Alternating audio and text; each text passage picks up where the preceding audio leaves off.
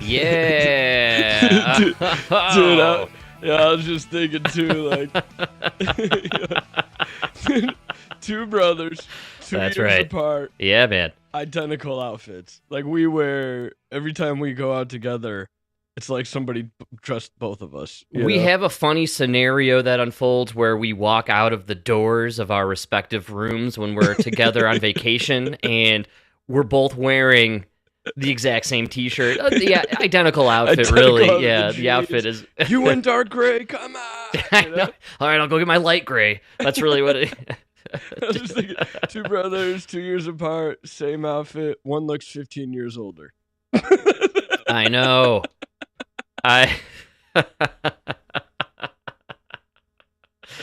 don't like to talk about it, you know. I consider it it's one of those curses. I really do believe that, well, here I am, I'm turning 40 next month. And so I'm at that point.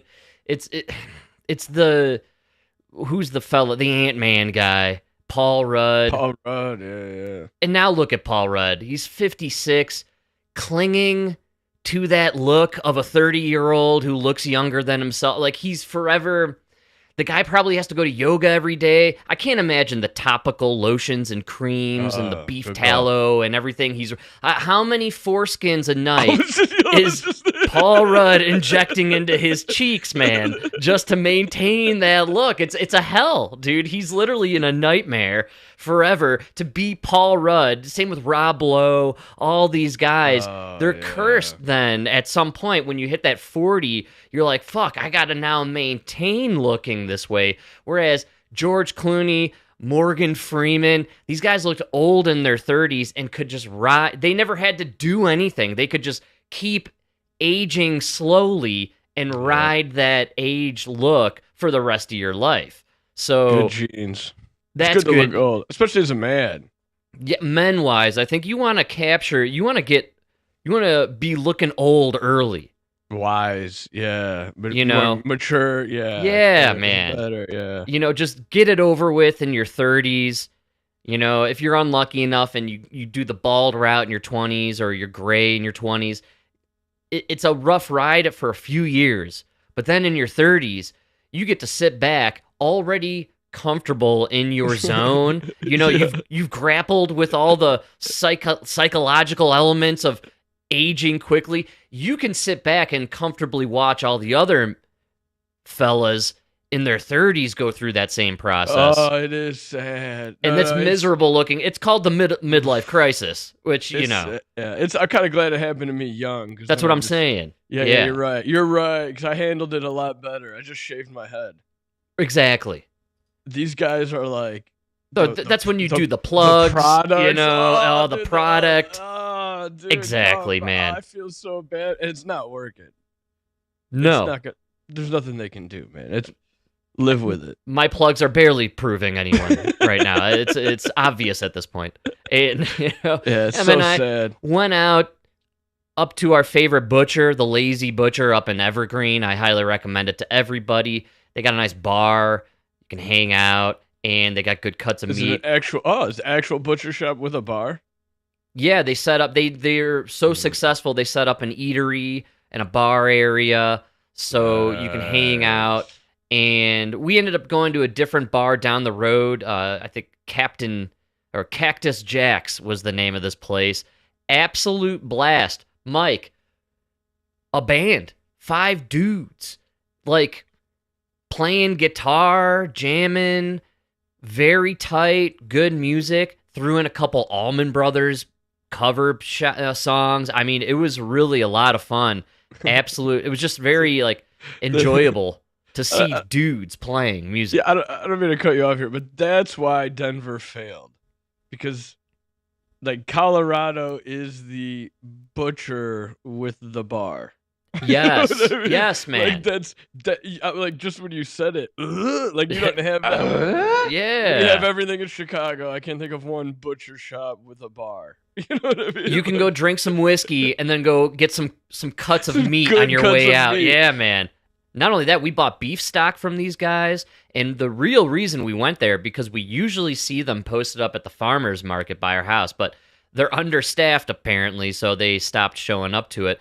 Emma loves their beef tallow face cream. Nice. It's good stuff. I use a little bit myself. That's why I'm able to maintain this youthful look that apparently send some this way. Hey, it's a blessing and a curse, my man, because on Friday, Emma and I decided to head out for an earlier happy hour than our usual get down, and we went to our local taco joint. It's in downtown Old Town Arvada. It's one of 4 taco joints. Let me just keep that out there so everybody understands what I'm dealing with here. We go there because of the 4, they sell Modelo in can for $1 cheaper. That's the whole sell. Which is great. Yeah, you get a nice shot of tequila with your Modelo can. You end up walking out of there $5-10 less than the other taco joints, which are literally in walking distance. They're all in the same area. It's all taco joints with Modelos and tequilas. And we go in, Mike, usual place, always there around 4:30 on a Friday. This time, got in a little earlier, 3 o'clock-ish. Apparently, the night crew that we're used to, not there. The guy who's usually there on Fridays, man, I mean, we're walking through the door, and you could hear him cranking open the Modelos for us and having them placed right there on the bar. It's really usually a wonderful experience. This fella, who we see all the time, I've been seeing him there for 2 years. He's usually a bar back or leaving his shift, but he's served us before. We walk in and sit down, and I knew something was up from the get-go. He asked me, how many?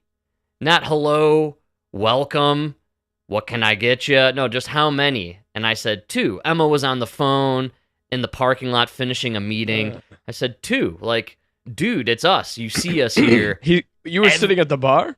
Yeah, we sat down That's a at weird the bar. question at the bar. Very aggressive, very weird. I'm just throwing it out there. That's a weird Very question at the bar. strange. Yeah. It's So- not like you're getting a table. I don't think anybody's ever asked me that sitting at the bar. Gives us the 2 drinks, Yeah. the waters, and then we say, yeah, we'll have our usual the 2 Modelos with the shot of the Ocho tequila that you guys got here. And he goes, Ocho. let me see some ID.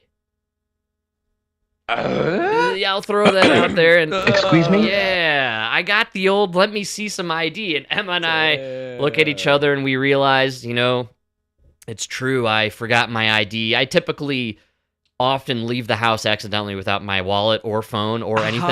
Are you a man? I mean, how could you be a 40-year-old man without a wallet? A lot of times I got my gym shorts on. I'm in the yard. I'm hanging out, watching the chemtrails. And Emma says, like, hey, let's go. And I'm like, all right. And I throw a shirt on and I just jump in the car. And I grab the car key and I drive us. And that's, You're what? Come on, man. It's called white privilege, my man. That is white privilege, man. I don't do it often. You gotta be able to identify. I think it's illegal to walk around without an ID. Yeah, I don't know. It happens to me all the time. I just end up out there without anything. And this was one of those days. But typically we go to places that I'm known, or we go to the usual spots, right? So it's never really a problem, and rarely do I get carded. Emma also, she has one of the credit cards. We share one of our credit cards. So I was just thinking, this is all Emma's fault for paying for everything. Well, no, I'm paying for it. Well, she's using my credit card. She needs to start making you carry your phone. Here's what she needs. She needs to stop using her phone for you and stop using her credit cards for you. No! It's my credit card. She uses it for us. It's just nice. I like leaving with nothing. It feels good. It's very refreshing. You're only able to because she's carrying your shit. Right. And essentially. And I thought I looked at least older than 21. But unfortunately, we crossed paths with this guy, and he clearly, in general, the dude has a very sour demeanor. He always has like a perpetual frown on his face. He's just one of those fellas, never in a good mood, always perturbed about something, and just not a nice, friendly, happy guy, and clearly in a mood to ask a 40-year-old guy for his ID, a guy he sees every week, a person who's been there every week, so funny. Drinking every week, and we're people who are known there for tipping way more than we should. I mean, I'm always getting the email like, "Did you mean to tip 104% at Cochina or whatever?" Yeah, of course. Yeah. I mean, I may have elaborated a little bit on that percentage, but I'm trying to make myself seem like a generous guy right here. This guy doesn't know math. Do you carry the two, or how does it work with the percentages? I have no idea. So yeah, I got carded. We got. Rejected. Even that's so funny. I mean, I stood up. I'm like, we're here every week. I was about to ask if the owner was there. The owner knows us. We're always yucking it up with the owner there, having a good time. I mean, we're known there. We're there multiple times a week sometimes. And the dude was already folding up the menus and grabbing the waters. He was he was having none of it, man. He was not going to serve us. It was not gonna go down. So we're walking away. And Emma flips him the bird as we're walking out. So I don't think we're gonna be going back for a while, unfortunately. But I might drop a nasty Google review. I was just thinking that you gotta get Yelp. I'm gonna do a Google review. I'm gonna describe the guy. He's very easily described. Like I said, he's a diminutive, sour little man with just like a sourpuss face. He's got this mustache where we know you were in Colorado. Frowning. Yeah. Looks 3/4, thin, flabby arms, bitch tits and spaghetti arms kind of fella. You know what I mean? It's, the typical Subaru driver. To be honest, when I stood up, I felt like I was looking in the mirror. I'm not going to lie. I'm like, I'm not going to say anything mean to you because I think I'm looking at myself right now. All right? Let's just be clear about that. He and I, basically the same looking kind of dude. So that's what it was. You guys were both like, I think I can take this guy. It was a beta male battle. It was two betas battling, refusing to step up or stand down at the same exact time, right? That's what we beta males do. You puff up the titties puff a little. You get the shoulders back a little, and you even know where I'm from? Arlington Heights, motherfucker. Try to flex a little bit, all right? Yeah. Oh, I know. So that's what happened. I got carded. I got denied. We got kicked out. We drove down the street, went to the other taco place that we go to once a week, and they were serving us up before we even walked through the bar. So it was perfect. No carding necessary. You're clearly over 21. I know. Was the guy like, oh, this guy looks 18? Like, no. That's what. Well, first of all, when I stood up, I said, "Look, fella, you don't have to suck my dick at the same time here. I love the compliment. Thank you. I really appreciate it." Emma was probably pissed. It felt real good to get carded, especially like a month out from turning over the hill. I mean, it's nothing better than getting carded where you go, which I'm excited. We're finally officially getting the tickets for next month, Mike. We're going to Vegas. I hope you're excited. We're going to stay at one of the swankier places. We're going all out. We're going to have a great time. Which one is it? The Cosmo. No. Yeah, the Cosmopolitan, man. I thought it was something else.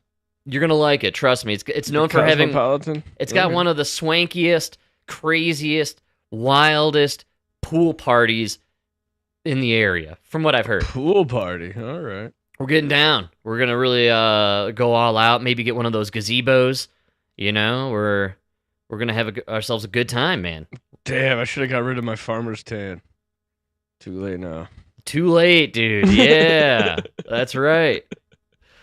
So we're here. It's Sunday. I feel like we wasted quite a little bit of time there. I'm glad everyone enjoyed my story about getting carded. Once again, 40 years old, folks. Still getting carded. Still getting carded, man. Absolutely ridiculous. Congratulations. I decided afterwards, I just started pounding creatine and testosterone, and it's time to grow up a little bit, Man, I went to my Jewel today. Yeah, man. And they were out of power. Like the power was right. Out. Wow. So I had to go to Aldi. Have you been to an Aldi? No, I thought that's where Mexicans shop, if I'm not mistaken. Is that opposite, rich white girls? It's I just found where all the Wait, what, dude? Yeah, dude, it's retarded. It's the most retarded shopping experience ever. Wow. All right, I had no idea, man. Yeah, it was insane. And you have to put a quarter into the cart to get the cart. I don't know if this is everywhere. It was so stupid. So I'd like walk back to my car and get a fucking quarter. Oh yeah. Wait, first of all, who's walking around with a quarter anymore, dude? It's so dumb. And then right away, everybody knows you're the asshole who this is your first time. You're the only one without bags because everybody's bringing their own like actual shopping bags. Oh, that's Colorado, dude. They don't have, which they banned plastic bags, which is retarded in itself because you go into the grocery store. Everything is in a plastic bag. The bread, like literally everything is plastic, dude. Everything's plastic, but you can't get a plastic. But one turtle got a straw in its nose like 12 years ago. My life has been miserable ever since. What's going on? I don't know, but personally, now they're stocked up on the paper bags. I like the paper bags. It's old school. No, terrible. Yeah, papers. Oh, terrible! So hard to carry up the stairs. Oh well, you live. I see. I'm once again coming from a world of white privilege, bro. Yeah, dude, you gotta move up and you pull into my garage and it's right there. Yeah. I'm lugging this shit up 3 flights, man. Come on. I love the paper bag for recycling the beer cans and just any general recyclables. You set yourself up a little basket. Me at recycle. I put everything in the garbage. I'm in poor Republican state, man. Ain't no recycle. Well, it's just they're not lying to you. Here they lie to us. Part, yeah, it's a lie. Chicago, right? Everybody thinks they're doing it. It's one truck. They're picking up everything. No. Here in Colorado, it all goes to the dump. Don't worry. But we all feel real. We all sniff each other's farts and congratulate each other on saving the planet. That's what we do here with our recycling. My aluminum, it goes to the dump in a white truck. That's the exactly goes in a blue truck. Yeah. So no, see here, Mike, my recycling only gets picked up every other week because we're hoity-toity assholes. You know what I'm saying? That's it. We're saving the planet, man. Ridiculous. It's ridiculous. Yeah. One of the greatest scams of all time. Yeah. So you're at the Aldi's. I've never been to an Aldi's, as crazy as that sounds. Yeah, no plastic bags, 12 cents per bag if you want the paper. All right, and brutal. You blew me away with the demographic. You're talking TikTokers and Instagram influencers. That's who we got here. I mean, Gen Z and below, maybe tough times economically for these people. They're not owning homes. They're not driving in their own cars, man. True. So these are renter society in a very shitty economic world right now. I mean, imagine having just come into some money now and you're like, ooh, all right, I'm an adult. I'm going to buy into that stock market. Buy into that stock market. Buy into the stock market. Yeah, you're not buying into nothing, dude. That thing is sky high, baby. Record high. Yeah. You should have bought the dip. Exactly. What dip, dude? It dipped to like 5,900 in the S&P 500. Like, who's scratching the surface of that? You know? Nobody. Do you know what's amazing is the gains I made from the stocks I bought during 2020.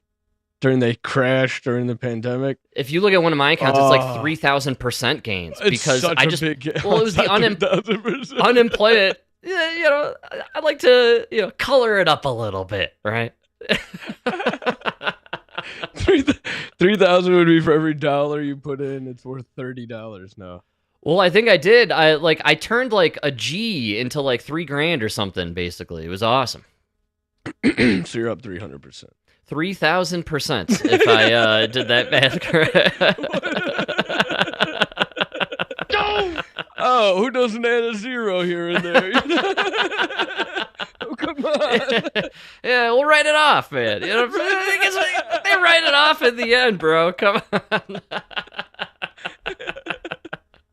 Beautiful. No, but pretty much if you bought anything at that time, you're up. Yes, you're absolutely. Double, no, I bought it. That's when I got into Bitcoin, gold, and silver, everything. So yeah. And by buy-in, I mean it was like $100. You know, $50 here and there. Yeah. Yeah. No, that's why we're mentioning percentages and not dollar amounts. Because we're millennials. We're still broke. We're Sounds losers. better. Yeah. I just want to make you Gen Zers feel like idiots. I keep getting these videos where they're like, it's not their fault. They entered the workforce in 2008. Yeah. And I'm thinking to myself, wait a minute, I graduated high school in 2006. Are they talking about me? No. I'm the loser. They're talking about me. Yeah. It's not their fault. Always. Yes. Dude, it's so funny. I was explaining to a couple boomers on the phone like a week ago about how I have friends who are entering their 40s that do not own a home.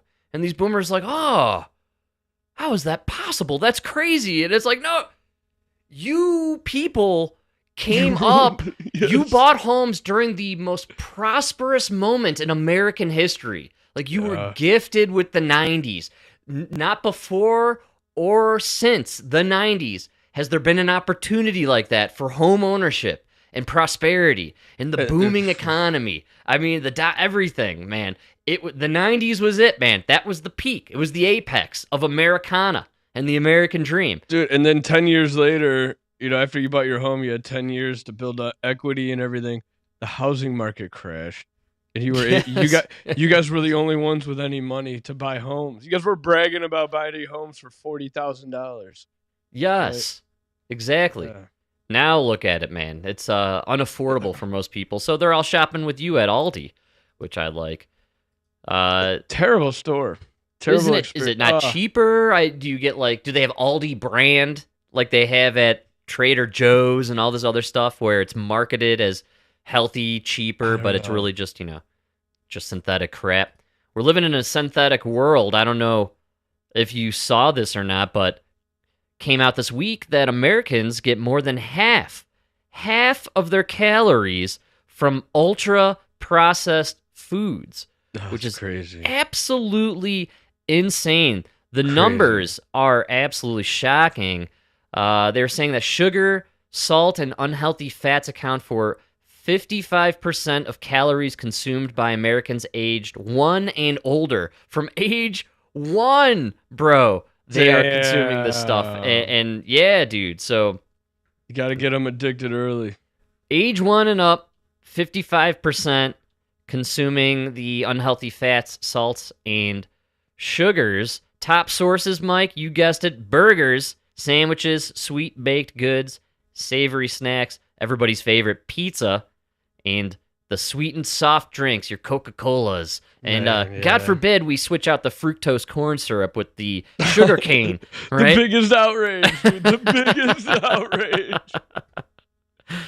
I think it's crazy that they're saying the consumption has a slight decline, which is nice, but it's still up for kids, 66% on the consumption rate of these shitty foods. So, you're going to the Aldis, you're going to these discount places, and we're all just eating the ultra-processed foods. Have you seen any of these videos of the fat black ladies at the grocery stores getting denied their food stamp purchasing? Oh, it's so funny. And they're like, I saw a shot of a Walmart.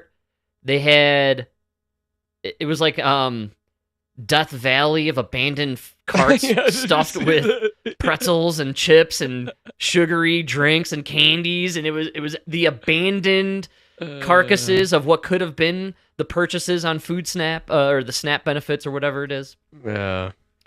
We're living in a Maha world. I don't know how true it is, but I saw this one thing where they were saying, like, the people are really upset about the EBT because the ones who actually get it are using it to buy drugs.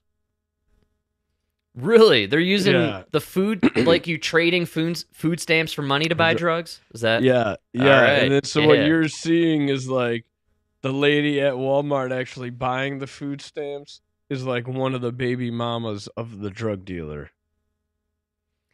Which would actually make a lot of sense why they're stuffing the cart with ho-hos and cupcakes and everything else in between, because they're buying for the druggies back home. They're all strung out and messed up, and they're just wanting the chips and the yoo-hoos and they're just fat.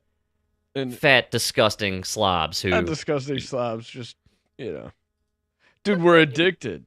Everybody's addicted to this sugary food. No, it is an addiction. I absolutely, fully agree with you. Especially it's hard to like... break it. Yeah, dude, and anytime you eat... Some guy at our office was in town for a couple days to see how we operate. He was from Minnesota. Very nice gentleman of Minnesotan proportions, if you will. Minnesota. Right? It's cold up there. Yeah, exactly. But and both height and width, this man was a Minnesotan, thick and through. And so on the last day, very kind and lovingly, this man came with this huge heaping box of Lamar's donuts, man. And Lamar's is a very popular donut shop out here. Fantastic donuts. I mean, and he had every kind. And I got to tell you, I walked past this box 3-4 times, lifted the lid, took a look inside, even maybe did the smell of it. But man, all I could think about is, I really can't. I got to go run at lunch, and I'm in between my intermittent fasting time. I'm not going to break the seal there with one of these sugar glazed, super infused, fructose intense, donut. And it's kind of not within the realm of my dietary restrictions that I have in general. So I passed on the donut. And as I was walking by, I was telling some drivers as they were gearing up to hit the road, I was like, hey, don't forget that donut. And to my surprise, a lot of the fellas who, in general, I got to say, not a lot of obese guys on the team. Most of the drivers, they're doing a lot of lifting and walking and all that stuff. And, they're generally in good shape. A lot of them said, hey, wish I could maybe a few years ago, but I got to pass on it. Don't want that sugar crash later in the afternoon, or, I got to go work out this afternoon. So I was really actually, towards the end of the afternoon, I was blown away how many donuts were still left in the box. Wow. And I thought, we're living in Maha times, my man. The message leave that is around the plumbers, man. Jesus Christ. I'm like, eat it with shit on their hands and everything. This is Denver too, bro. I mean, we're talking a different class of male out here, right? We're 3/4. We drive the Subarus. But also, speaking of Colorado and just generally, we also, I think, this year ranked once again in the higher percentile of healthier places in America. We generally get outside more when they aren't covering the sky and blocking the sun with their chemtrails. We get a lot of vitamin D, exercise, and we were the focal point of a video that RFK Jr. released this week with Dr. Oz. Did you happen to catch this action? No, but I love it. This madman who looks fantastic for his age. This 70-year-old guy who pumps iron in his free time and then hikes the Garden of the Gods in southern Colorado. This unhealthy freak, right? Yeah. Who liberal media wants us to hate. He just decided to come out here, and they went on a hike, and they said, hey, let's put together a little video, a little PSA to remind people out there, the Americans, what being healthy is all about.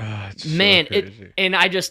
I really love this. I was dying to put this out there. It's a little lengthy. We could cut it at any point, but I just think that it's important for us to get a little exposure of the Maha man himself in the moment. Hi, I'm Robert F. Kennedy Jr., your HHS secretary. And this is CMS administrator, my friend Mehmet Oz.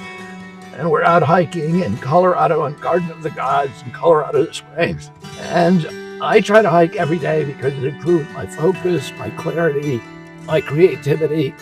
It also gives me sunlight. The sunlight is medicine. It gives you vitamin D in your body. It also helps you adjust your circadian rhythm so you can sleep better at night. Lots of other benefits, cardiovascular benefits because you're getting your heart going, and it gets your blood sugar where it needs to be. It's great for keeping muscles that are strong. But one of the things I like the most is fall prevention, because you do trip sometimes and you catch your balance. Move a muscle, change a thought. If you want to change a bad mood, if you want to get out of your loneliness, this trap of loneliness, go out for a walk. And better yet, when I go out for a walk, I always try to take a friend. because you have these discussions with them that will never come up otherwise. You experience I can't. His message is, go for a walk and take a friend. I know. Oh, get this Hitler off the goddamn screen. What's going He's a on? maniac, dude. Fascist takeover of America, dude. Whoa. I can't believe they went with the brain dead guy and then kicked him off for Kamala Harris. They could have had this guy as their candidate in the DNC. You passed this up? This is why they can't like show anything about him. They don't even talk about him on like CNN anymore. No, they can't. You can't. No. You can't. How are you? Who's against this? This is incredible. Take a walk. Bring a friend. Not only to your friends, but also to nature. And God talks to us through many vectors. Through You know what he was organizing. missing? See, that's the problem. Right there, he should have put his arm around him and then nibbled his friend's earlobe. And then the left would finally embrace their message. You know? There's Pedro Pascal, dude. He could teach him a thing or two. These guys don't even know how to be friends. I bet they never fucked up, you know? Come on. No cuddling and watching the sunrise. I mean, That's right, man. That's right. No nibbling on the ear. No real masculinity. This is faux real masculinity. Yeah, This is toxic terrible. masculinity, Toxic, actually. So go for a walk. So I Take love a it. That's our HHS secretary, and he's got Mehmet Oz, who's working with him and the CDC and all that stuff. These are the leaders right now helping Trump run the health organizations in this country. And all I could think of was the Biden administration. I know, Rachel Levine. And what we had in the last go around, and just think of that PSA we just watched, and it's like another 2 minutes, and it's him and Oz like helping each other climb up the rocks and patting each other on the back, and just, you know, the sun and the sky. It's just beautiful. It's absolutely amazing. And they talk about, you know, the health benefits of just being outside. And I just wanted to take this opportunity because I feel like we've moved at lightning speed in this new MAGA Maha universe. We're only 8 months into it, basically. It's easy for us to forget what we were just experiencing the last 4 years with the Biden administration. And so, Mike, I thought we'd take a quick little trip down memory lane and just let's compare this message from the health secretary to another message from the last health secretary. And I think this will just kind of take us back a little bit in time, you know, just help remind ourselves of where we are now versus where we were. Hello, I'm Admiral Rachel Levine. This Black History Month, the first female admiral. Oh, so gross. Not only that, Rachel Levine was the assistant secretary, which kind of always blew over our heads. The actual health secretary was some dude, I still can't even pronounce his name, who never got any spotlight on him. He was the health secretary, but the Biden administration trotted out Rachel Levine for everything health-related. So just remember, we just saw RFK hiking with Dr. Oz, the guy who could have been senator, by the way, of Pennsylvania. I just want to remind people, they went for the stroke victim instead. But and remember, all three of these men are around the same age. That's right. pleased to partner with OMH in advancing better health through better understanding for Black communities. Climate change is having a disproportionate effect on the physical and mental health of Black communities. Black Americans are more likely than white Americans to live in areas and housing that increase their susceptibility to climate-related health issues. What does that even mean? What does that even mean? Like, I'm not kidding. When I watched the RFK Jr. one, I was like, there's got to be something with Rachel Levine and like Juneteenth and climate change. And sure enough, it was the first video when I typed it into the search bar. It was like right there. we got the black community, the community of color, and the climate change and pride. That was every message that came out of the Biden administration. Yes, and this disproportionately affects the black community. Why? Are you saying black people don't have air conditioning? Is that what you're essentially what you said there? They're black just people don't have air conditioning. No, I'm just realizing the message of the DNC is black people are terrible at navigation skills and using maps. They can't find the DMV. They don't know how to get to Home Depot to get the Can't AC. Get well, you know? they might be able to get it, but how do you put it in? They need a white guy to install it, Frank. They're right. dumb. That's right, dude. No. Barely human, according to the DNC. They can't figure this stuff out. That's what's crazy. Well, no, apparently black people don't own cars. Every message out of the Democrats right now is solely focused on the ability to ride buses for free. Have you noticed this? That their whole focus is, we got to be able to ride these buses for free. Oh, we should just blow these buses up, man. The buses, man. So miserable. That's all they talk about. I've just been noticing this, that they're really hyper-focused. You know, Mamdami, the future communist mayor of New York City, he's really hyper-intent on giving everybody the free buses, right? And the free grocery stores, which we did that clip on the free communist-run government Kansas City grocery store, which just closed last week. I don't know if you saw the news. Who came saw out. that coming? It's so sad. They interview one of the poor black folk who were the only ones left using that grocery store, and the guy's like, I walked up and it was closed. And that was it. He's like, we got no food in our neighborhood anymore. Like, that's heartbreaking, honestly. But whose fault is it? Yeah, well, you get what you voted for. Honest to God, whose fault is it? This is my biggest argument. These corporations will go literally anywhere they can make money. When we were in the Middle East, right, Burger King would drop a fucking trailer and set up a Burger King in a fucking 18-wheeler trailer. You know what I mean? Like, if they could make money, they could make money. They're gonna go there and make money. Yeah. So don't tell me it's, you know what I mean? You guys and your community ruin it. Absolutely. Yeah. Fix your community. The government doesn't help, ever. That's the last thing you want, is the government coming in to help you with anything in your community. Terrible. Struggling city-owned Missouri market, similar to the Zohran Mamdami's NYC grocery store proposal, shuts its doors. Yeah, that's right. There it is, the Sunfresh Market, Mike. How could we forget the glory days of the Sunfresh Market? No mas, unfortunately. Yeah. Very sad. Very sad. These Democrat policies, they don't work in the real world because the real world is not a college campus. Oh, great call. Government grocery store would work great on a college campus. Absolutely.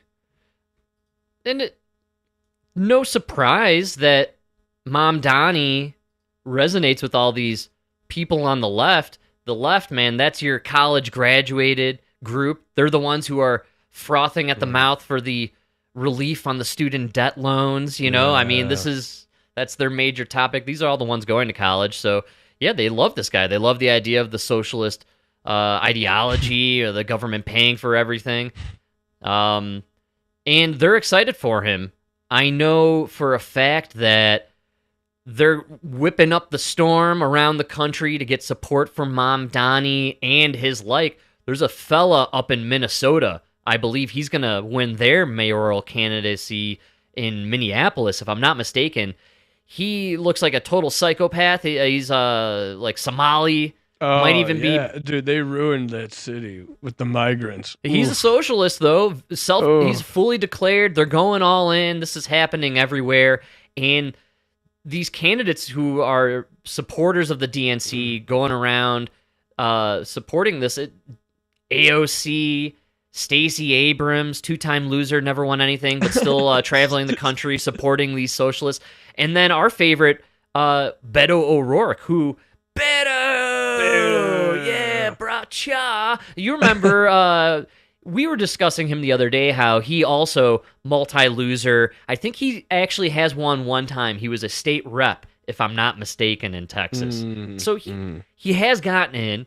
He's got a little street cred, if you will, as far as winning an election of some sort, so people do like him on that level, but not a likable guy. I don't know why. Who keeps telling him he could win? Yeah, I noticed somewhere around there they decided he was going to be the half white, half Spanish Barack Obama, and he kind of he talks like him. He dresses just like Obama. He's got like the off bluish, whitish dress shirt where it's like the sleeves are rolled up halfway up the forearm. He's got the slight unbutton at the top, nice colored slacks, and he's very cool, casual. You know, you could probably smoke a cig with Beto or with Barry. I don't right? think white guy could pull that off. I think The he's cigarette trying. was the black president exclusive. It worked only for Barry Soetoro. Yeah, That's right. Just like the brown suit. That's Beto's going around though, and he's trumpeting the praise of Mamdani, and he went around the podcast scene, the new left manosphere, if you will, and he's giving he's throwing out some props for the Mamdani. What are your thoughts on? And I think that was a little too high in the volume on my side, I actually. do love how this Indian guy is like, this could be the new Joe Rogan. They're trying so hard, dude, with the manosphere. What's this guy's name? I forget his name. It's Hassan? like almost Mamdani also, actually. Yeah, it's if I'm like not Hassan mistaken. Minaj. Is that his name? I think so. No, or is that a different guy? No, I think it is Hassan Minaj. I was just trying to look it up. I thought I wrote it down and I didn't. I don't know this guy. Yeah, Hassan Minaj. I think you're on it. Former Daily Show guy. I think he's one of the crop of Daily Show people who've gotten out there. He's got Beto on here. You guys are only born a week apart. Isn't that crazy? All right. Yeah, and we're both getting ID'd, it looks like. I bet he gets carded everywhere he goes too, man. Happy birthday, Hassan. All right, man. Zohran Mamdani. I think he's one of the most exciting people in American politics, bar none. The joy with which he ran his campaign. I don't actually care what Beto has to say right here. No. Look at the vice grip he has his nuts in right now. How is that even physically possible? You have to be tucking your ball sack all the way up your butthole in order for your legs to cross this way. I know. That is crazy. What is with these dudes on the left and squeezing their nuts into their buttholes in order to sit like this? This has to be a signal of some sort. It is. I mean, that's very ladylike. It's beyond ladylike. I mean, No Emma and I dude were sits looking like at that. this cracking up yesterday. I tried to mimic it in the backyard with shorts on. I had just shorts on. Couldn't. It doesn't work, man. It's painful. Well, to be fair, you're Italian. Yeah. We're built like fire hydrants. you That's know? right, Short, folks. stubby. You don't have the long legs. Right. You're saying this is a tall guy move. Right. Okay, so Obama, Macron, Trudeau, Tall, skinny. Yeah, they can pull it off.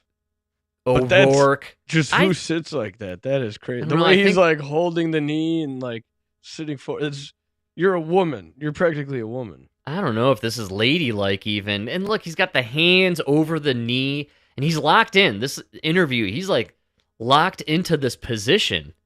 There's no way that that's comfortable. Yeah, that's weird. And I was thinking Beto.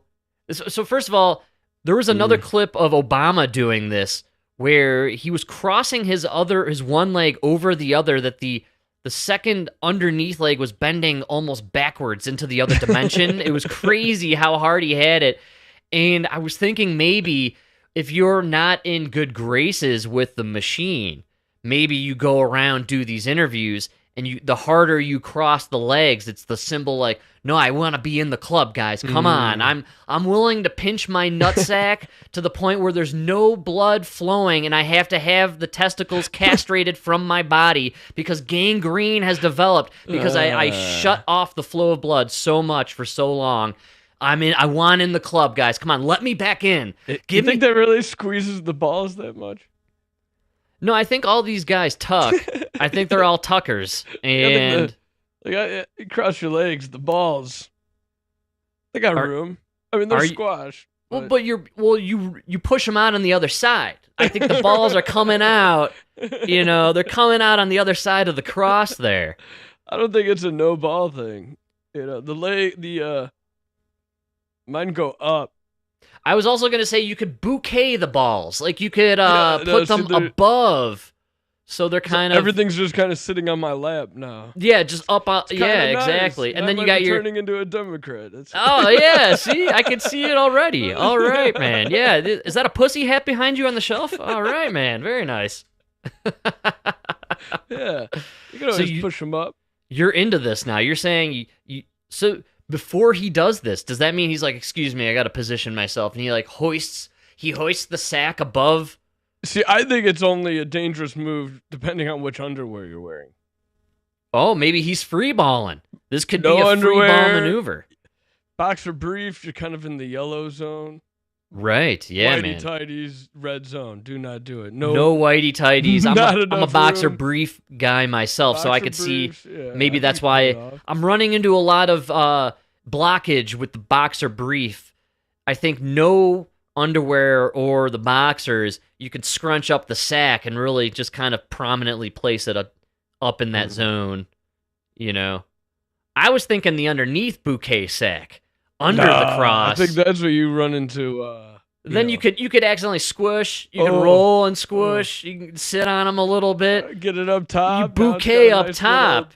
Nice little pillow. Your thigh's like a pillow. That's a dong pillow. Your dong is hanging out on the sack pillow there. We should make Democrats little pillows that they could put on their lap. He might be adorning it with a cock scarf. You never know. A nice cock scarf around there, keep it nice and toasty, warm, cozy, a silk one. Classy guy, that's right. Man. I mean, I can see him with the cock scarf. You wrap a nice cock scarf around your dong, bouquet the testicles up above the cross leg section. Just rest the dong there. He's got a nice little cock scarf pillow, right? That's a happy dong. He's got So I'm looking at. That's why he looks so comfortable and satisfied. When you have a happy dong, you have a happy man. Happy life, right? Happy life. That's right. Happy dong, happy life. Folks, learn from Beto O'Rourke. Take care of your dong. Give him a nice little sack pillow once in a while. Cockscarf. Little cock scarf. That's right. I like the little pillow idea though, right? A little tiny pillow. Yeah, just so everybody knows. You literally don't even need to get a specific pillow. You could actually take one of those Alp nicotine pouches, and just kind of stick it right there under the head, And you know what? Give your dick a little buzz while you're hanging out. Yeah, that's fantastic. Right. Yeah, you might be onto something. Yeah. All right. Well, that's all I got. I didn't really want to listen to Beto. I just want to talk about his crossed legs. It was really blowing my mind. It is crazy. They all do it. They're going harder is my whole point. Like, there's a realm there where I think, you could cross them like that, because I do know in a civilized society, a lot of these hoity-toity elitists, they're really big on the idea, and I think this is old school. This goes back maybe 100+ years, where you don't want to, it's rude, inconsiderate to show the sole of your feet. So when you cross the legs, the goal is to keep the foot down, so that where you're not revealing whatever's at the bottom of your shoe. Right. How about if you're a man, you keep the feet on the ground? I like the Trump pose where he just spreads the legs. Spread them out. Let them know. Well, yeah, indicate your balls are so massive, this is the only way I can sit. Right? These things are so enormous, I can only spread them. That's all I got. You see how small Putin looks next to Trump? That's a 5'7" all day, dude. That's Putin. Yeah, man. It was the meeting heard around the world, man. Trump and Putin getting together in Alaska, and you ain't kidding. There is a bit of a size difference. Huge size difference, yeah. Putin's a spy, though. You got to be stealth to be a spy. You know what I'm saying? So I see. I can see there though. Trump. Trump's just so American. Yeah, he's a big guy. Just a big old American man. Oh man, Trump meeting with Putin. This was quite the spectacle. And did you Did you get down and dirty with it? Did you listen to the Pod Save Trump fellas? Did they lose their mind? Are they freaking out? I saw a little bit. I tapped into some NPR and what have you, but it seemed like everybody was dead set on the idea that this whole Trump meeting was a big bust, basically. Well, no Is what I got. ceasefire. Is that what we were supposed to get? I guess that's what everybody. I don't know. What did you expect? Exactly. I don't know. Putin's not just gonna roll over. No, I thought it was fun watching him. It was pretty interesting that we haven't had Putin over here at all since Trump was last in office. No, I do like the idea that you talk to your enemies. We should talk to everybody. Yeah, you never know what will arise, which is why I thought it was really incredible to see the back behind the scenes of these two guys. You know, I mean, they got a little nasty with it, a couple cheap shots, but I mean, ultimately, I would argue, I think Trump got the better of Putin in all of this, man. I don't know. Maybe I'm a little biased, one-sided in my opinion, but it does seem like Trump had the upper hand for the most part, Got a few in more general. kicks in there. Did the baby turning people into babies? This is why AI was created. We're so lucky to have this. I'm glad I lived long enough to see AI. Well, that's what Babies. Inevitably, when the AI goes sentient and it takes over the bots and the robots with the machine guns, the dogs and everything, and when Skynet goes full on and they kill us all, as we are being annihilated, I'll be able to go out with a slight chuckle knowing that we were able to, at least for that short, brilliant little moment of time, we got the babies fighting each other. I mean, it's absolutely... It was all worth it for the Theo Von baby. Yeah. You see those clips? The Theo Von baby clips? Yeah, man. Fantastic. I've seen there's a whole bunch out there, but the interviews are absolutely fantastic. Baby Theo Von, for some reason, really hits. I don't know what it is about it, but the mullet, something about it, it's too perfect. Honestly, the voice, everything. The voice, and I think he has the mind of not in a bad way. The mind of a child, like the innocent dumb, view, but yes, like the unabastard view. Oh, that's the right word, dude. Yeah, that's so funny. Baby Theo Von. Yeah, and but I don't know why we're even arguing about AI. It's already there, dude. It's trying to copy itself every time we try to shut it down. Yeah, I totally agree, actually. That right there is a level of consciousness that, like, I mean, some living things on Earth don't have. Right, yeah. Self-preservation, right? Yes. Yeah. Like, think about bugs and stuff. Like, Yeah. I don't know. That's crazy. You know, I was kind of thinking about AI and how they're really, like, freaking out about how AI is going to basically bring upon the end of humans being needed in the workforce in general, how AI and robotics pretty much by 2030, the way we're heading, it seems like we're going to be replacing commonplace jobs like driving and factory work with robots and AI. And so there's just going to be this huge void. There's going to be all these people with no jobs. And I was thinking how they typically know more about where we're going to be before they let on to the rest of us. And our tech is always generations ahead than what we know, right? You know, when we see alien UFOs, it ends up being this B-52 bomber that we were seeing in 1975 or whatever. You know what I'm saying? In these triangular crafts that everyone was seeing, they're now claiming it's this, like, SB-38 secret plane that they're about to start telling people, yeah, we have it. And it's this, like, anti-gravitational triangular craft, basically. So they're always way ahead. And I was thinking, you know, maybe AI, maybe 10 years ago, 2016-ish, they started actually internally kind of freaking out Like, oh man, this stuff's really far ahead. There's going to be a huge issue economically with the jobs. We're going to have too many people with nothing to do. So what did they do?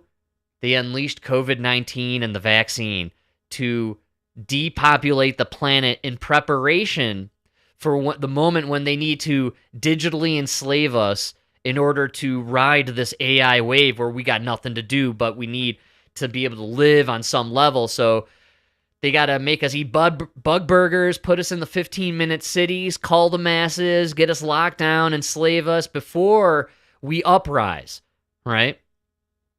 So what do? Roll out COVID-19, poison the masses, 80% of us, right? The old folks die quickly. Then a certain percentage die out with the turbo cancers and the strokes and the heart attacks. And then we inject all these kids with it. We get it on the schedule. So now all these kids, they barely make it to 30 years old. They're all going to die by that point. You're still going to be left around 2030 with that small 20% of the public who didn't take the shots.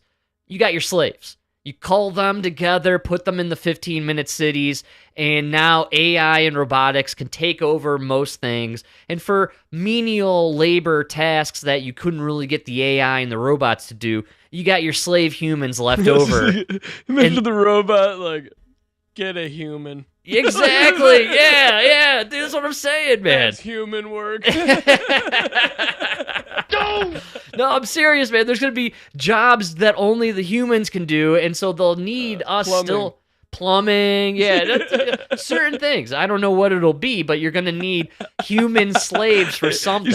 You see me with the plunger and the overalls and the robot coming out of the bathroom, like, I dropped a doozy. There's like oil coming out of the toilet.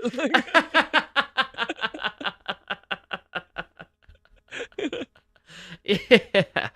But if you're the government and you foresee this moment, this critical moment in time coming down the line where there's gonna be no jobs for people, you're gonna streamline everything with AI and robotics, you're going to have an uprising of some sort of the masses. So let's cut that off at the pass before we get there, and let's just poison the crap out of the masses and get them stoned on weed. We'll legalize weed everywhere and mushrooms now, and so everyone's just going to be all whacked out on the SSRIs, the antidepressants, the pot. They're boozed up, and they're zombified out on the device and gaming and jerking off to porn. 7 million guys, able-bodied, not even looking for work. Yeah, man. That's what's so scary. Just sitting around smoking weed, jerking off. Yes. Like, that is terrible. 7 million? That's an army. That's an incredible army. Oh, it's so sad. But you take a look around at the zombified culture and how everyone's poisoned and mentally just incapable of getting half their calories from processed foods. Ultra-processed foods, bro. Yeah. It's crazy, man. So I don't know. I was really thinking about it, and this AI countdown that we have going on to singularity, or this perceived moment in time where the elites are very convinced that this new world that we're going to enter is going to eliminate our new normal or our current normal that we're used to. And all these people, man, zero job, no purpose to life. You know what I'm saying? Already, we live in the easiest time to be a human. And look at how lazy everybody is, and how little people are accomplishing with all their free time now. I mean, we have more free time than ever before. All they're asking for is 40 hours a week, and people are like, 40 hours? Oh, the baristas are protesting in front of Starbucks, man. It's unbelievable, dude. Yes. That's what I'm saying. Yeah. 40 hours is nothing. By the way, baristas going on strike because they want you to wear an apron to your job for the 8-hour shift you got to work. You're the first to go when AI robots take over. I want to remind everybody, you are the first losers out the door. And then all the people working the drive-thru at Burger King and Wendy's, you're next after the baristas, right? You're all going. Right. No, here's the thing. We already have robots that can do your job, but they cost this much. You cost this much. Yes. What? They're getting cheaper every day. You Yes. guys are demanding more. The minute they cross, you're fired. That's that it. It's not even it's just when, not a matter of if. You're going to have millions of people, and it's not just the lazy people who, complain about working as the barista at Starbucks or the drive-thru at Wendy's. It's also going to be the coders at Google and the drivers at Amazon and the package handlers in these warehouses. These are all going to be replaced in the next 5-10 years, allegedly, according to these futurists and think tanks. And all that stuff. They have been saying it for 15 years. They have been saying it for a long time. I remember like 2010 reading about drivers not I agree also, and I didn't take it drivers. as seriously 10 years ago only because we were lacking one thing and one thing only. But now, man, I gotta say, I'm getting worried. I'm a little worried, man. This is a little good. This is pretty good.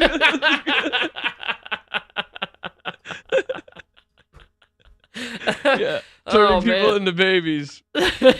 Genius. I mean, it's amazing. We're about a year and a half into this, like, AI's taking over everything, and the only two good things that came out of AI were Trump saving the pets last year during the election and baby Trump fighting baby Putin. They're eating the cats, they're eating the dogs, he's running. He's saving the cats and dogs, man. The army of cats. The airborne, like, getting ready to jump. Dude, it was fucking genius.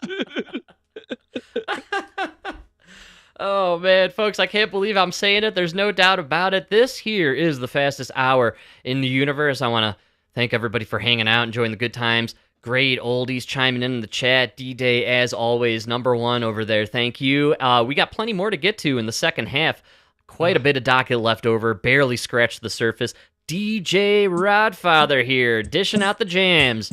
Wow, going deep with it. All right. I got a gripe with this song. We'll talk about it. Can't wait. Yes, Fucking man. pissing me off.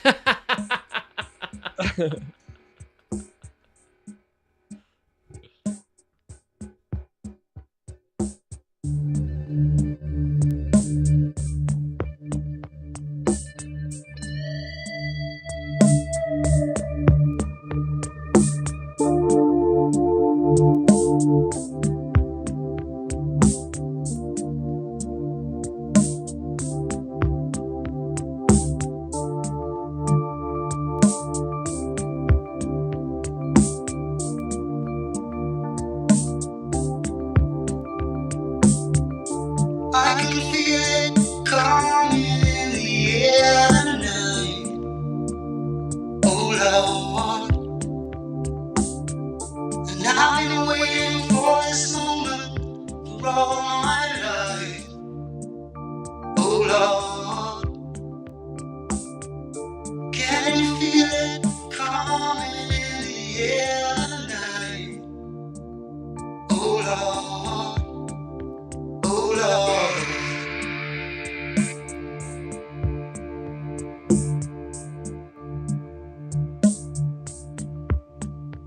well, if you told me you were drowning, I would not lend a hand. I've seen your face before, my friend, but I don't know if you know who I am. I was there and I saw what you did. I saw it with my own two eyes. So you could wipe off that grin. I know where you've been. It's all been a pack of lies. I can feel it coming in the air tonight. Oh Lord. Well, I've been waiting for this moment for all my life. Oh Lord, I can feel it coming in the air tonight. Oh Lord, well, I've been waiting for this moment for all my life. Oh Lord, oh Lord.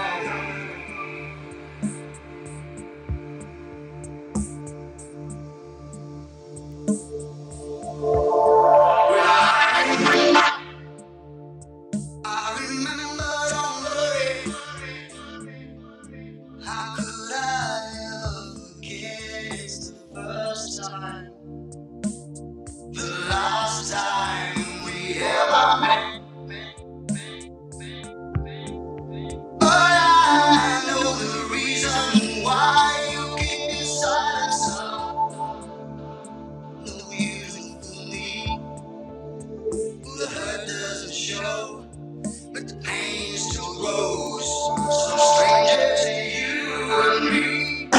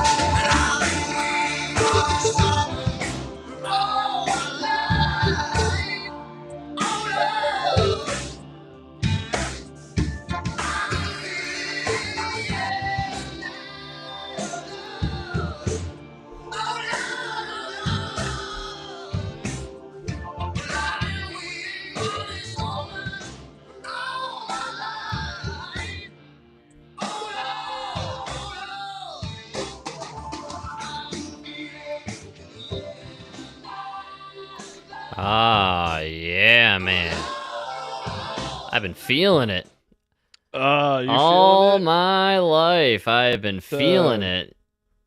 Yeah. Fuck Phil Collins. Fuck that goddamn song. I don't, dude.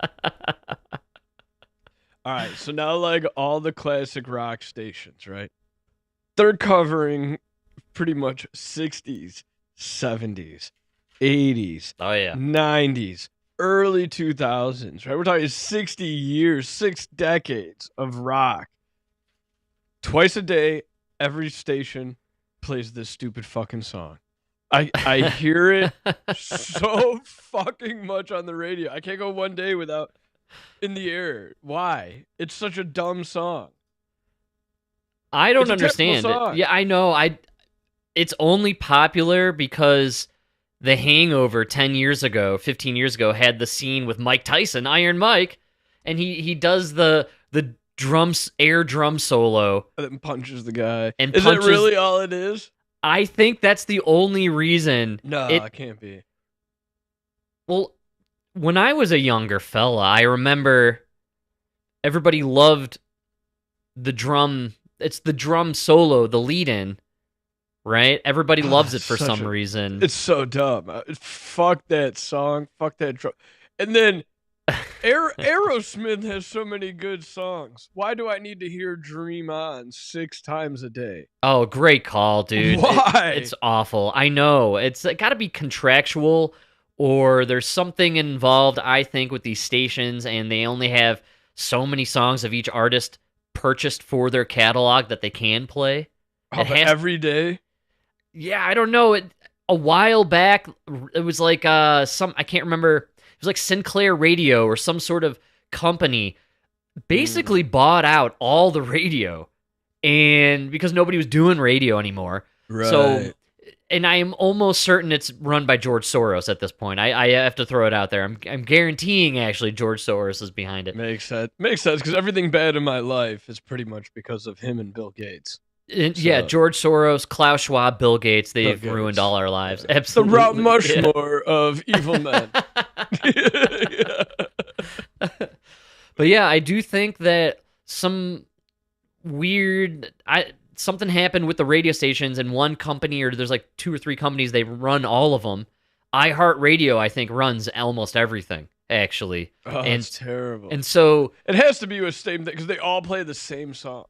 every Radio station. I even think you go state to state in major metropolitan areas, and it's a carbon copy, Yes. probably same sequence of when they do the news, the traffic, the weather, then these songs play, and then we got to get the lead out, and then because you know how corporate America does it. You got to follow the checklist. It's the same reason why you get those awesome super clips where every news anchor throughout America and every city says the exact same script for COVID-19 or some sort of virus that's everybody's got to freak out about. They literally follow a script. I think the same thing goes for radio. Before TV, the Secret Service agencies, they dominated radio. One of the major weapons post-World War II in the Cold War for the CIA was distributing misinformation via the radio in Europe. And so they were really big. They had, I think it was called Radio Free Europe or something. And it was literally a CIA-run radio conglomerate that just broadcast anti-communist propaganda, but in the form of being like a radio rock station. Wow. And this is known declassified stuff that the CIA was doing back in the 40s and 50s. So you're talking in the 50s, they don't do that anymore. No, that's right, Mike. They cleaned up their act in the 70s. Remember, they showed us the heart attack gun. They cleaned it up, man. They don't do that kind of stuff anymore. Yeah, it doesn't matter that they literally incinerated and shredded 80% of all the info they had on MK Ultra. We got to see 20% of it, Mike. We know. What's that? Oh, they also took down 5 buildings in New York. That's right. 9/11.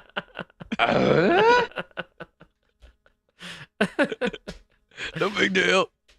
But yeah, it's really funny when you look into it. I mean, back when we claimed we weren't doing anything with the American public and just focusing our intelligence agencies on foreign publics, we were very open with the fact that we were controlling all forms of their media, their newspapers, their radio, and then TV was coming along. We were controlling the movies and the news that they were seeing, but not here in America, Mike. Come on. The CIA, they respect the American people. They wouldn't do that. We would never.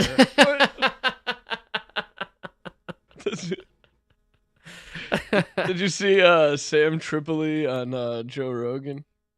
I did not. No, I got to check that out, man. Listen. Yeah. So funny because it was the best time I had listening to a Joe Rogan podcast in a long time because it was just 2 dudes talking about conspiracy theories and 0 commercials because nobody's putting their name on that episode. It was so funny, dude. It was the first episode in a long time. No commercial breaks. Wow. It was like That's noticeable. Crazy. Why? Yeah. What's Tripoli's thing? Is he a conspiracy guy? Huge. Yeah, he has like a podcast right. That's all they talk about. Yeah, they talked about everything, literally everything. Amazing, man. It's a good, entertaining listen. Yeah, I think that's funny how the advertisement works in the podcast world. It's hard to get through an Adam Carolla show now. They're throwing Pluto TV in there, and it's podcast listening now is turned into watching cable 10 years ago. And you're fast forwarding through all the commercials. It's absolutely ridiculous, man. What happened with this stuff? Speaking of Pluto, do you know what planet we are from the sun? This is a trick question. It has to be. We're third rock from the sun, but planet. What planet are we? Yeah, that's what we are. Yeah, right. Okay. Is this like a controversial topic that I'm not aware of now, or? So what's going on here? Me and this other guy who's like a year older than me, we have this running joke where nobody knows. I forgot how it came up in conversation, but somebody didn't know which planet we were from the sun. And we were like, wow, we're the third rock from the sun. And like, we have this ongoing joke that because TV sucks and everything, like, just having that show made us smarter. Right. You know what I mean? Yes. Great call, dude. Like Holy all cow. these younger guys who never even heard of the show Third Rock from the Sun, Like now, that's our reference point of space knowledge. There was a sitcom, Third Rock from the Sun, about aliens who landed on the third rock from the sun, which is Earth, I think. So we're 3 from the sun. Ixo faxo. Because you got the 4 rocky planets before the gas giants. We're the third rock. It's so funny. Maybe Like, not for long. We have that anomaly coming from interstellar space. It could be a new planet. It could be, maybe it's going to be a giant spaceship that'll become a new planet. Yeah. I heard it was alien species looking for their marble. That was yes, hey, a little Men in Black for you, man. It's on Orion's belt. No, they're claiming that sucker is actually from intergalactic space, and they're here to retrieve their crashed craft and the dead bodies of the former aliens. Yeah, I know you don't. You're not into it, I know. But that's the word on the street, man. Come on, and we're bound to get disclosure of some sort, dude. There's a lot going on in that realm. People out there claiming that this intergalactic thing is a ship that's coming to destroy us. There's this guy, Jeremy Corbell. He's really big in the UFO community, and he put out a video back in January, or maybe even late last year. And it was very bizarre. He was very serious in it, very downtrodden, very serious, and he was rambling about how the governments are going to tell us this big lie. And the lie that they'll tell us is that an alien craft is coming to Earth, and we all have to prepare for it. And so that's remaking the rounds. People are getting all worked up about it. And so, there could be on the cusp of some major disclosure. I didn't see the conspiracy fell on Joe Rogan because I was distracted with Rep Luna, who was on Joe Rogan. Did you see the Luna interview? I did. I didn't. So stupid. Of course. I knew it, man. It's all of this but this guy said he saw, give me some fucking evidence. She talks about how she's in the know, and she has had meetings where they have clarified. I know, but interdimensional. You're not down. Should we? Yeah, you can play it. I know you want to. I know you want to hear it. I could just see it in your eyes. You're dying to get down and dirty with the interdimensional beings. I can also tell you, and this might sound crazy, but based on our investigations and stuff that we've seen, okay, there is definitely something that I think would rival what we know currently with physics, and a tech that potentially is out there that we don't have the ability to reproduce, because it would basically be like dropping She's in some of these meetings, I think she's on one of the committees there where, she gets the lowdown on some of this. She even says, I can't really go too much further in some of these details, right? I'd be disclosing some confidential action, All right, yeah, we still got it. Cell phone, right, off back during the time of maybe caveman. So, we just don't have the tech to develop it yet. I like that idea. I never really considered that. Dropping off the alien tech would be like us giving a cell phone to the Neanderthals back in the day, right? They would be chewing on it and banging it on rocks, and probably what we did. What do we do with it? Yeah. So I'd never really thought about that. I can also tell you is based on our interviews. It'd be like just giving an ID to a black person. Oh, great call. Yeah. What do I do with this? Yeah, no idea. You start opening things with it, no clue. Exactly. My Democratic friends, Yeah, it'd be like throwing a green dildo at a WNBA game, Or they kick it around, throw a towel on top of it. Don't know what to do. And this has been something that you can go back and watch with the congressional hearings, but I was actually able to ask some of the witnesses, what are these things? And they keep saying interdimensional. And then when you talk about the interdimensional aspect of, are these things pre-existing, maybe outside of what we currently know as our own dimension? That stuff can kind of all sound crazy, but at the end of the day, my job as an investigator is to receive all the information, decipher it, and then ultimately from a congressional aspect, if you do have contractors that are withholding information or operating outside of the purview of the federal government, there's budgetary issues, but there's definitely something that I can tell you with confidence that exists that we don't know how to explain currently. So it's just so many words to be like, I can't tell you nothing, but we don't really know. Oh no, she's definitely saying she used the word interdimensional beings. I think that's a heavy word, man. No, bro, interdimensional. We're interdimensional. We could go fucking draw two-dimensionally, and we're crossing through a two-dimension. You know? Well, no, I mean, I think she means as far as physical. Beyond the third. Yeah, beyond what we're used to and what we can perceive, right? So I think she's alluding to, or very clearly when you say we're talking interdimensional beings, I think she's very clearly saying things that appear and then disappear because they can go in and out of our perception of reality. And maybe they're not even disappearing. Maybe they just can be in a state of matter that we don't have the rods and cones to see or feel or hear. The rods and cones. You like where I went with that? That was actually... I like that. Folks, that might be the smartest thing I've said all week. We're ending the show right there. It is only going to get more retarded from this point forward. I can only guarantee it. Did I say the word interdimensional as well? Folks, I am 3 for 3 on smart guyisms. All right? No! It's beautiful. Oh, man, it's amazing what we can accomplish. You know, we put our minds to it. But you know, like the mantis shrimp has extra rods and cones, so it can see like X-ray and all these other. Right, but we have things that can see that could see, you know, those spectrum. Maybe we have beyond the light spectrum. We have everything that can detect and see it. What interdimensionally is like, you're coming in, you could travel through our space and time like like us traveling on the road. Yes, and I think that's hard for us to grasp, like existing outside of space and time. It's kind of weird. Another dimension, So interdimensional. It would mean that you could essentially, if you're outside space and time, theoretically, can you observe the entirety of my life existence then?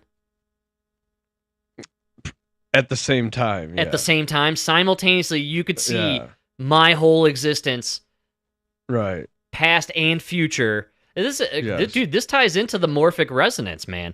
I love the morphic resonance. You know, been fucking with my mind ever since I read about it. And maybe this whole idea of different dimensions is simply just different vibrational planes, and maybe we vibrate. You know, maybe our atoms are vibrating on a frequency, and we're in that zone, that frequency's vibration. That's what kills me, is that they turned energy and they turned light into matter, and like nobody even really cared. But do you realize what that means? Is everything we are just energy.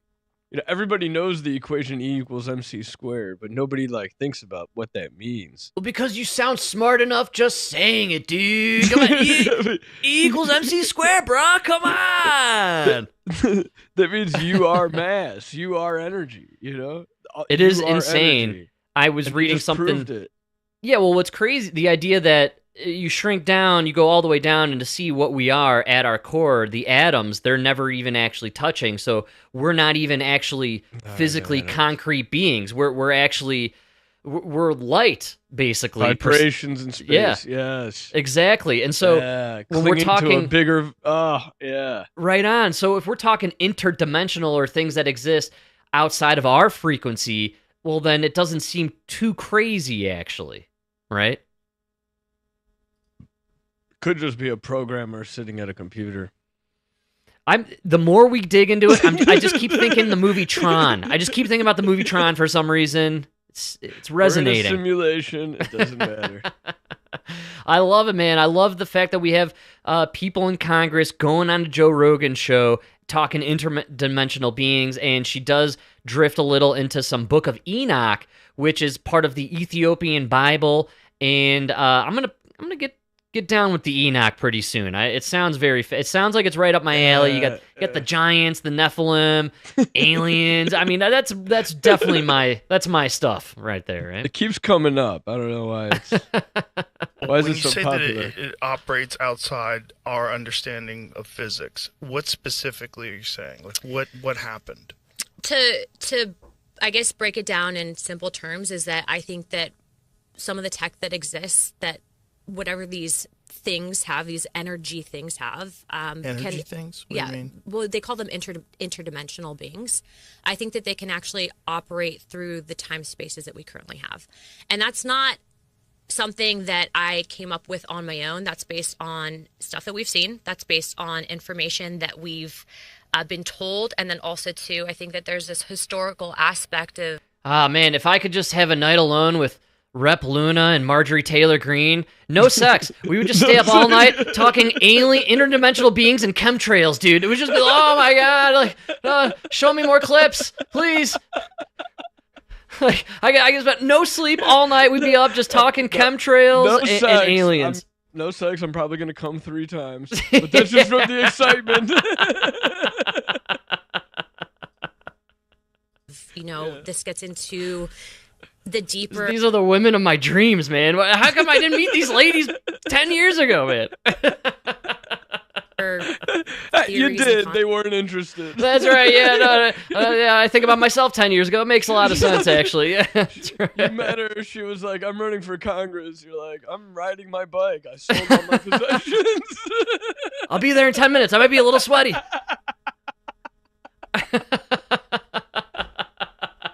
Did you know we don't have to pay income tax? It's a scam.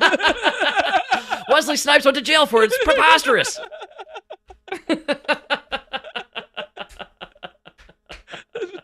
That's the problem.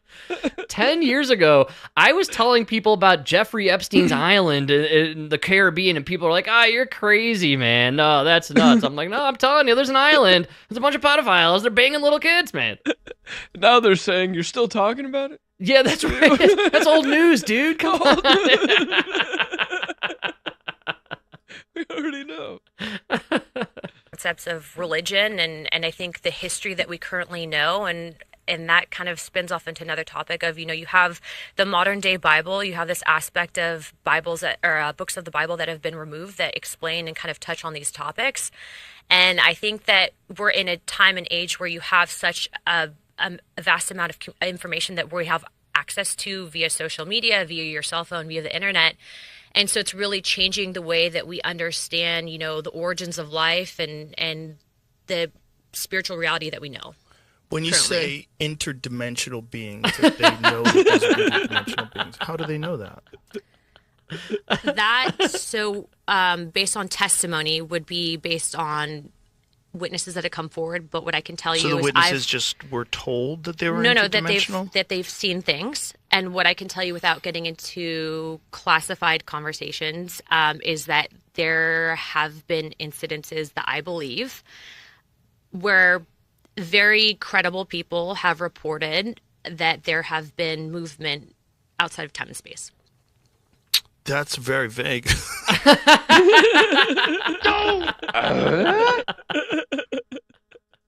Thanks, Joe. And she continues to be vague the whole conversation, but she does express this fact that she was in these highly classified meetings with high-ranking personnel in the military and the Air Force, and they were shown classified materials and equipment that she claims absolutely is not human-made. And so Congress has, for sure at this point, been briefed on materials that they believe are alien in origin, not from Earth, and they're openly just saying the word interdimensional being. I think that's insane. She's very casually just saying interdimensional beings. That's exciting in my book. That means that... Exciting? That's an open conversation now that we're finally having. We finally have high-ranking people talk... Well, let me just tell you this.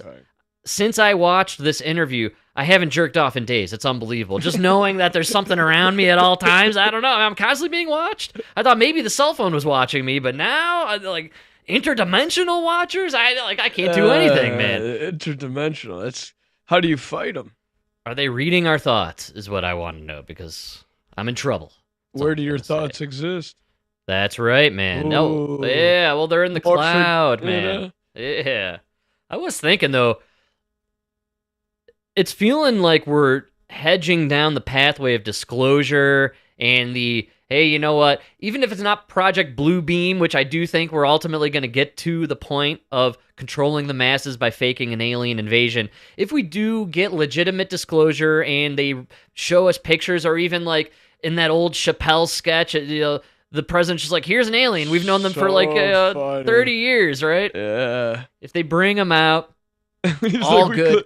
We cloned the 3 white girls, and we have the cure for AIDS. That's right. Here you go, girls. Genius. Dude, aliens, if they declare they're real and even here, are they people? I guess we'd have to do a DNA test. Right, that's right. Right. And then we find out we're all 7% on some level. Like, do they get people right? Like, do we all end up considering them people, or do we have like I know your favorite movie, District 9. Oh, dude, Psycho, I was just thinking. And then about they that. start treating Fuck the that movie. aliens like second-class citizens, or they become racist against the aliens, which I actually think, the more I was thinking about it, like, I think we'd end up being real fucking racist against the aliens. Like, all of us, man. 100%. But it would be up there with the Will Smith slap. Would there be anything more unifying than our racist hatred for the intergalactic aliens? Oh, yeah, like, that would really unify you'd us, find man. yourself arm to arm, Indians. Me, the Punjabi, the Mexican, the black guy, the lesbian, the tranny, we're all together, arm in arm, dude. There'd be no more trannies because people would have a real problem. You know? Oh, good call. Yeah. People have real problems. Issues like trannies go away. All of a sudden, the usage of hormone therapies just plummets worldwide, dude. Yeah. I don't know, it's funny. But I was thinking, if you were an alien and you did come to this world, and maybe there is this whole system designed to integrate aliens and back and forth, like, do you have a right to anonymity as an alien on planet Earth? Or are you considered a person? Do you have the rights of people? Should we give you those rights? Should we treat you the same way? You know what I'm saying? Because then you run into, like, what level of intelligence? That's what I'm saying. You know? We get into a really tricky territory here with our Bill of Rights, and then aliens showing up who can, like, read minds or cross into between dimensions, man. Can we enslave them? That's what I want to know. Yeah. We just want to know how we can get you to mine the lithium fields there in Africa so we can make more cell phones, right? We got electric cars to build, people. Come on. Come on, man. Time is money. Can we enslave them? How fast can you pick strawberries?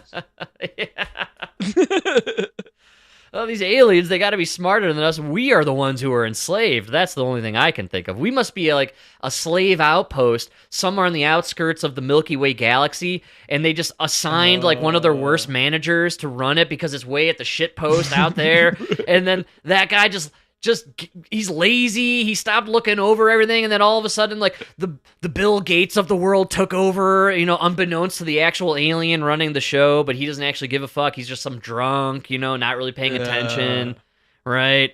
And so now the real managers, the managers of the alien manager who's supposed to be watching Earth, they're coming to, like, you know, do the checklist, see how everything's running. Hey, we've been getting a lot of reports out of this outpost here in the Milky Way. Actually, it's the lack of reports that's bothering us. us. Oh, right, more than anything. You haven't been sending your TPS reports, we noticed. So I think we'll send out a crew to spot check, do a little look around there. I think you just described Battlefield Earth. That's right, dude.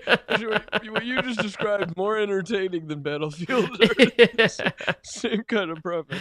Oh, man, I love this idea. Yeah, they assigned a lazy guy to watch over Earth and enslave us, but then he just had too much fun and having a good time with all the Earthlings. He's the son of our best employee. We had to give him a job. Right, yeah, that's right. He's the alien Hunter Biden of the Intergalactic Federation, basically. Right. And we sent him out to what is the Ukraine of the galaxy, which is our planet. Yeah, exactly. Yeah. Yeah, we're the Ukraine. All of a sudden, a laptop showed up at the Federation. They're like, what's going on in Earth? Oh, my God. Oh, we got to send some people out there. We're there to launder money. It's the Ukraine of the universe. We're out here to fuck kids. This is an Epstein's Island of the universe. It's the Ukraine of the universe. Launder, people. Yeah, man, we got the aliens showing up. We're under attack. So intergalactic, super interesting idea. Makes me question a lot of my everyday actions. Oh yeah, what did I say? Intergalactic. That's for the kegger. Those are the partiers. Those are the people we want. Yeah, we want our that's right. buddies. Right. We'll skip on the interdimensional aliens, but we're welcoming the intergalactic keggers. Come on down. Well, they're the white Christians of the universe. If you will. The interdimensionals, those are the Muslims, the Asians.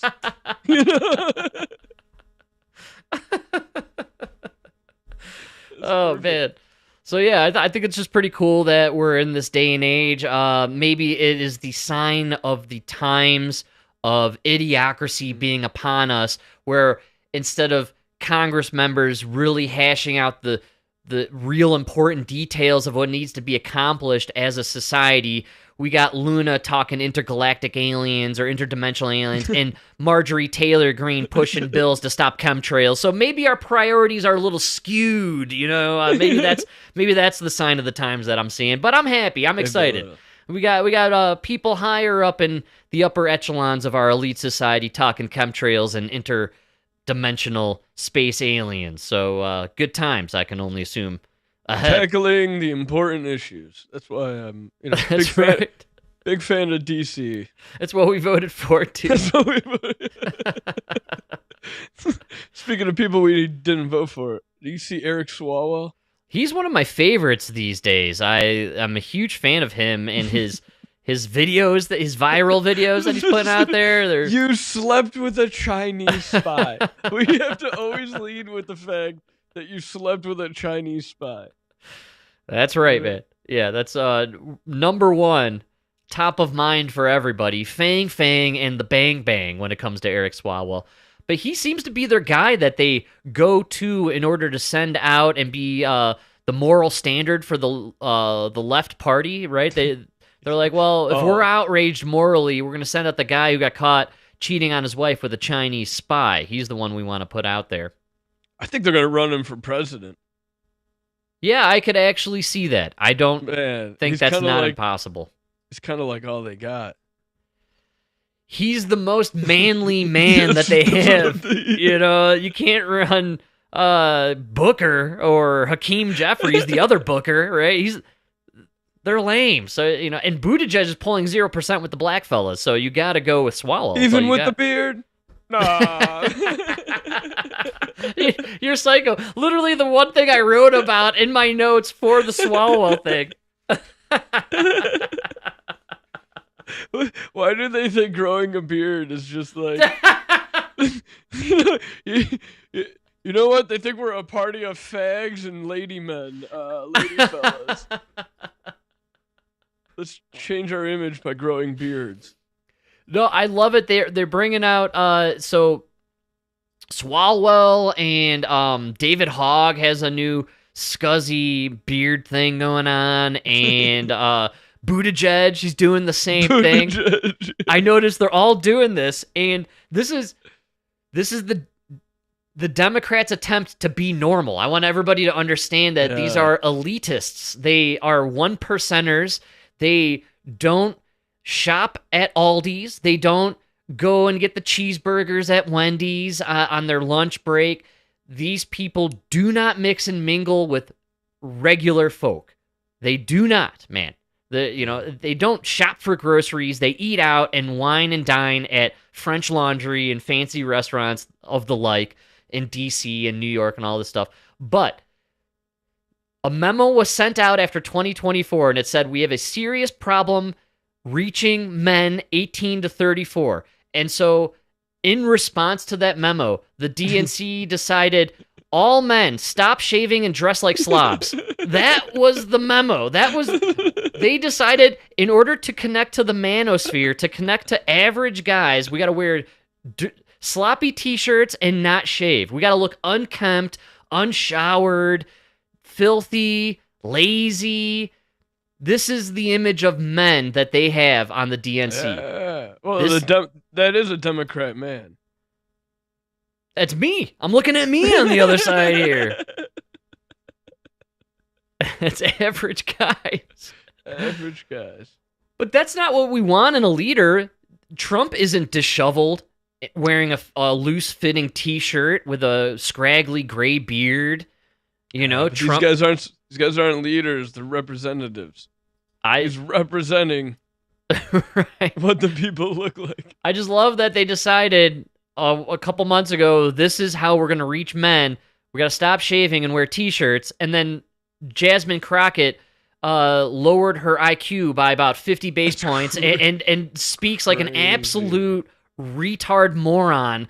And that was her attempt to connect to the common man. And so my point being is, look at Eric Swalwell right here with his loose T-shirt and his shitty beard. This is what Eric Swalwell thinks of you. This is how Eric Swalwell sees you, the voter of his constituency.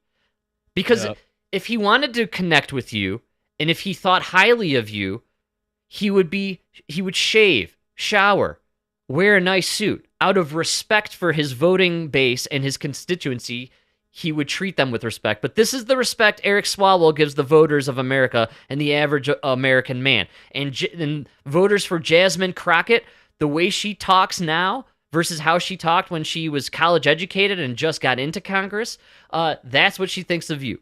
That's how little these people think of you. That's the main thing about it, number one. Number two, Swalwell got caught cheating on his wife with Fang Fang, the Chinese spy, and now he's the moral compass for the left. Congressman, your sense of where this goes from here? In his defense, she was over 18. Oh, right. So that right there, and she did it willingly. That right there puts him in the top 1%. Morally speaking, yes, he's much better than most of DC, actually. Good call. Most of them, yeah. Both sides. Both sides. Well, if you're Europe, you're quite worried now because you just saw the president of the United States achieve 0. And they will have to ask themselves, what more are they willing to do, knowing that they too could be thrown under the bus if Russia ever moved farther west. But as far as objectives, I was hoping to hear that there would be a... I gotta say, Mike, things have really changed since Trump took over. And these panels they are putting together on MSNBC, there's a slight hue difference in the color shade. I don't know if you've noticed or not. It's a bit lighter than what we were seeing a few years ago, right? You know, not even like a tan. Nobody on there's even tanned, dude. These are like the palest, pasty people they could find in America. Isn't that one guy black? No, it's Ari Schaefer or whatever. No, he's Muslim. He's black adjacent. I'm saying that. Look, that's as far black as they're getting now. They got a Muslim guy. That's crazy. They even got a redhead. Damn. They got Psaki and Wallace and some blonde pasty chick I've never heard of, and Swalwell, and You're right. Like, this is the pastiest group of people I have seen in a long time. MSNBC, man. I want to see a little more diversity. That's right. A little disappointed in you. What's Joy Reid up to, man? Let's bring Joy Reid back for a little panel action. Come on. Trilateral meeting. That didn't We got to introduce a little race hustle into this bit. come out of this. I was hoping to hear there'd be a ceasefire. That didn't come out of this. And I was hoping to at least hear about the territory that would be proposed or exchanged by both sides. That didn't come out of this. Look, Alicia, I don't know if Donald Trump is or is not a Russian asset. Excuse me? God. Come on, dude.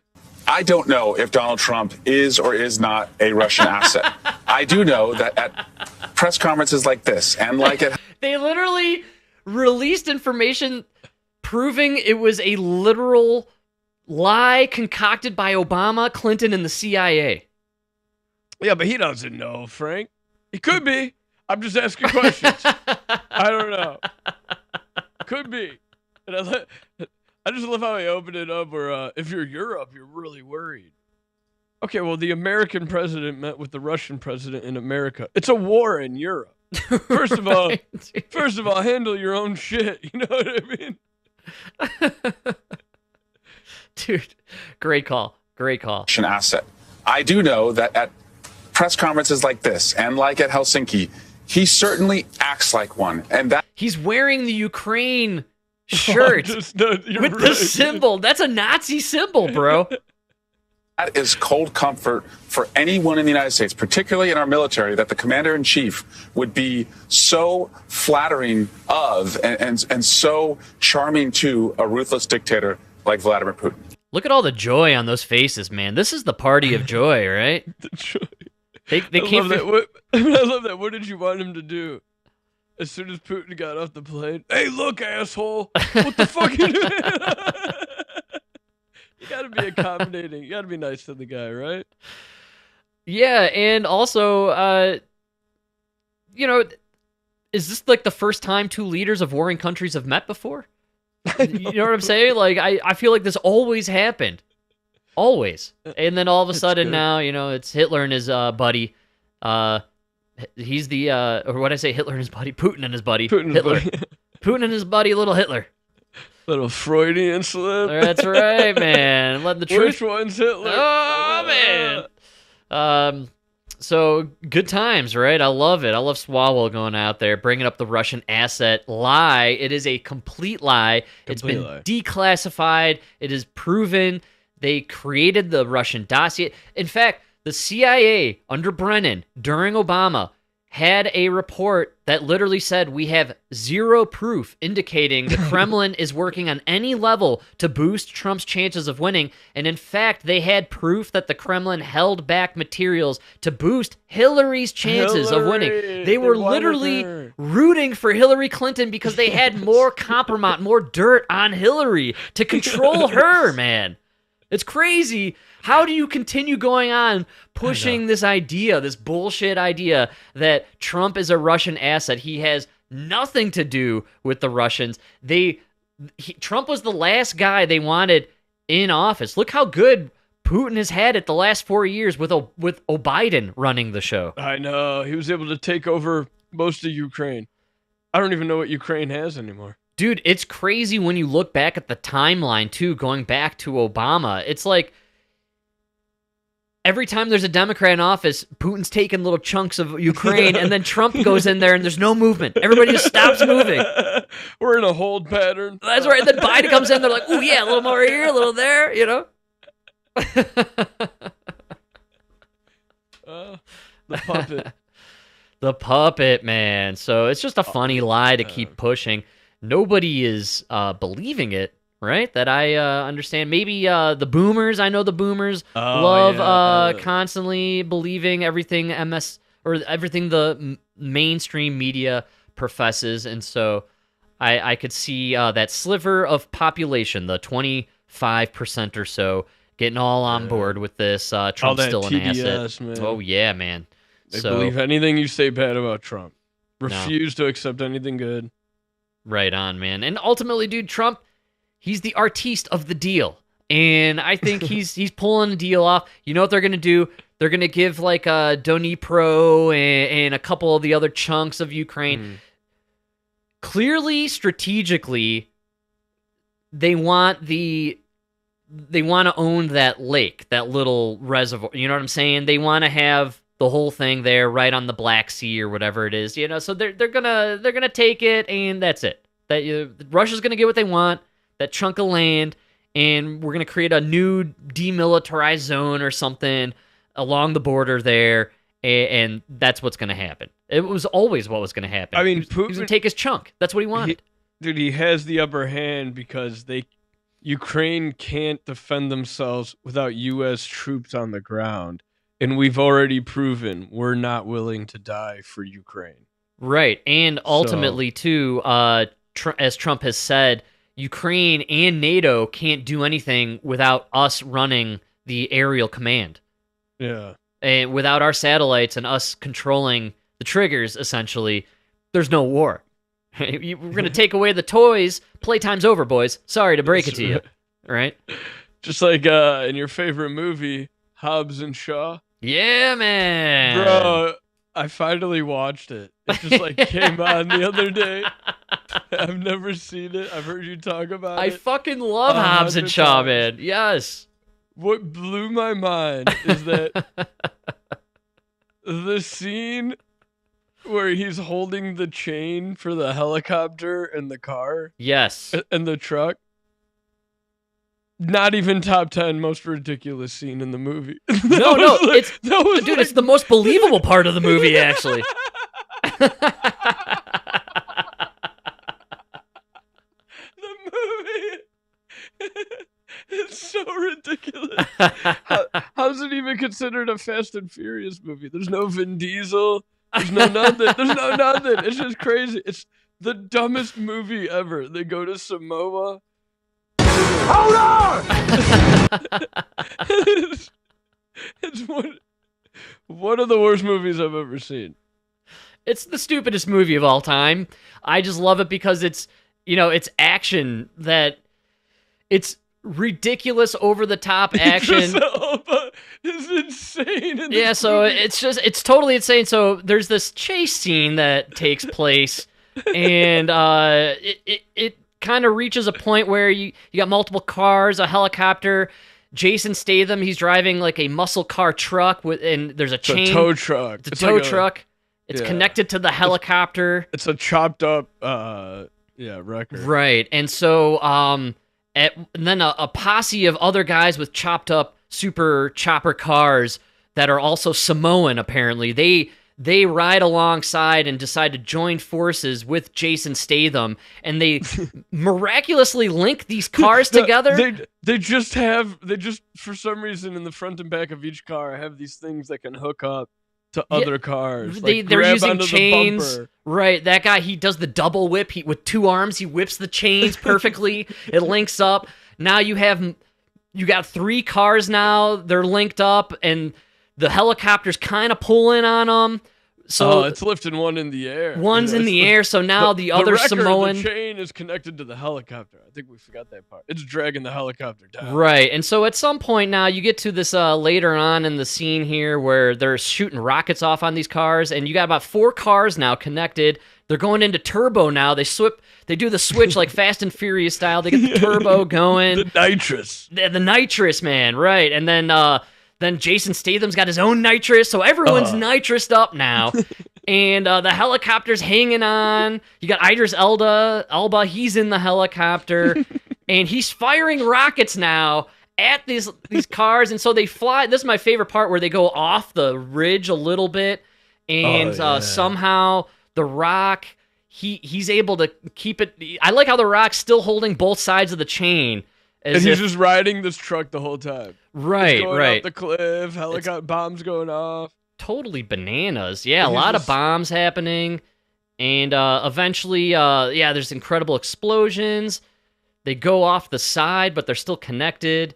Somehow, the one original car still holding on to the helicopter. Then, of course, inevitably, the chain snaps, Mike, so The Rock grabs the chain. The Rock is holding on to the chain, and now... the truck and the helicopter.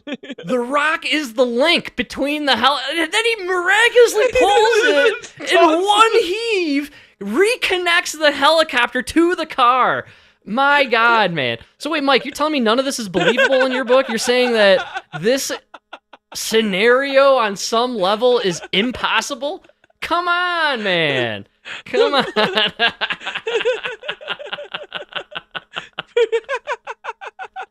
Okay.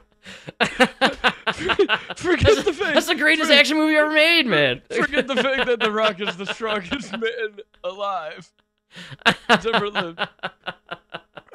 Where did you get that chain? The strongest chain ever made, dude. Where can I buy that chain? You landed the strongest chain in the world, dude. There's no way. There's no way. Such an unbelievable movie. Oh, that's so good. But like before that chase scene. Just before it, what led into the chase scene was a fight where these like super soldiers with weapons come in. Oh, right. Yeah. They turned off their security on their weapons, so they couldn't use their weapons. And then they were using ancient Samoan weapons. Right. Like The Rock and his family. His Samoan gang. We're using like wood paddles to kill these ultra soldiers. It's incredible. Insane. Brute force, man. Just Insane. masculinity taken on We the have tech. heart. That's right. The stupid scene with the mom. We fight with this and this. Get the fuck out of here, dude. I got a little teary. Just oh my god, it's so emotional, man. Oh, it's beautiful. It's just so beautiful. The worst movie. Tugs at the heartstrings, my man. Worst. You go into Hobbs and Shaw, jacked and ready to go. You're not ready for the emotion that The Rock brings, the family connection, the Samoan guys. Oh, it's beautiful. It's so bad. How did they not win an Academy Award, man? That's so good, dude. It came out 2023. What a terrible movie. What a terrible movie. I think they're making a second one. So apparently there was a big rift between The Rock and Vin Diesel, and now they've made amends, and they're friends now. The Rock is going to be back in the newest version or iteration of the Fast and the Furious, and I think they're going to do it. If they haven't announced it, I guarantee they will. We're due as a society for a Hobbs and Shaw 2 Electric Boogaloo. I think it needs to happen. It broke my heart that Idris Elba was in it. He was too good of an actor. Those are roles though for him, and someone like Denzel Washington sometimes crops up in these weird action movies. That's getting a paycheck. I think a lot of times you're like, man, all right, what do I have to do? How many weeks with The Rock? Stay them? All right, I'll do it. You make a nice buck. We're going to Samoa. Honey, you want to do a week in Samoa? Yeah, that's what I'm saying. Exactly, dude. Yeah. So Idris Elba, he's like, yeah, all right, I'll take a nice vacation in Hawaii or wherever they filmed it. It's clearly filmed in Hawaii or something. So, yeah. Dude, this is how you know we're retarded as a society. 67 with the critics, Rotten Tomatoes. I'll take it. 88 with the audience. I'm telling you, no, dude. No, those critics don't know what they're talking about, bro. It's such a good movie. Dude, it moves. It's got pace. Like, you're never checking your watch. There's no, like... there's no superfluous love story that nobody cares about. They skip all the bullshit, and they just go right to dudes in Dago tees just jacked and doing improbable stunts, man, which I live for, man. I'm all about it. Yeah. Terrible, terrible, terrible. Well, we need that stuff to remind us of what true masculinity is, Mike, because we live in this day and age now where we can't even go to football for our masculinity anymore, man, because now there's just new forms of entertainment in one of our older pastimes.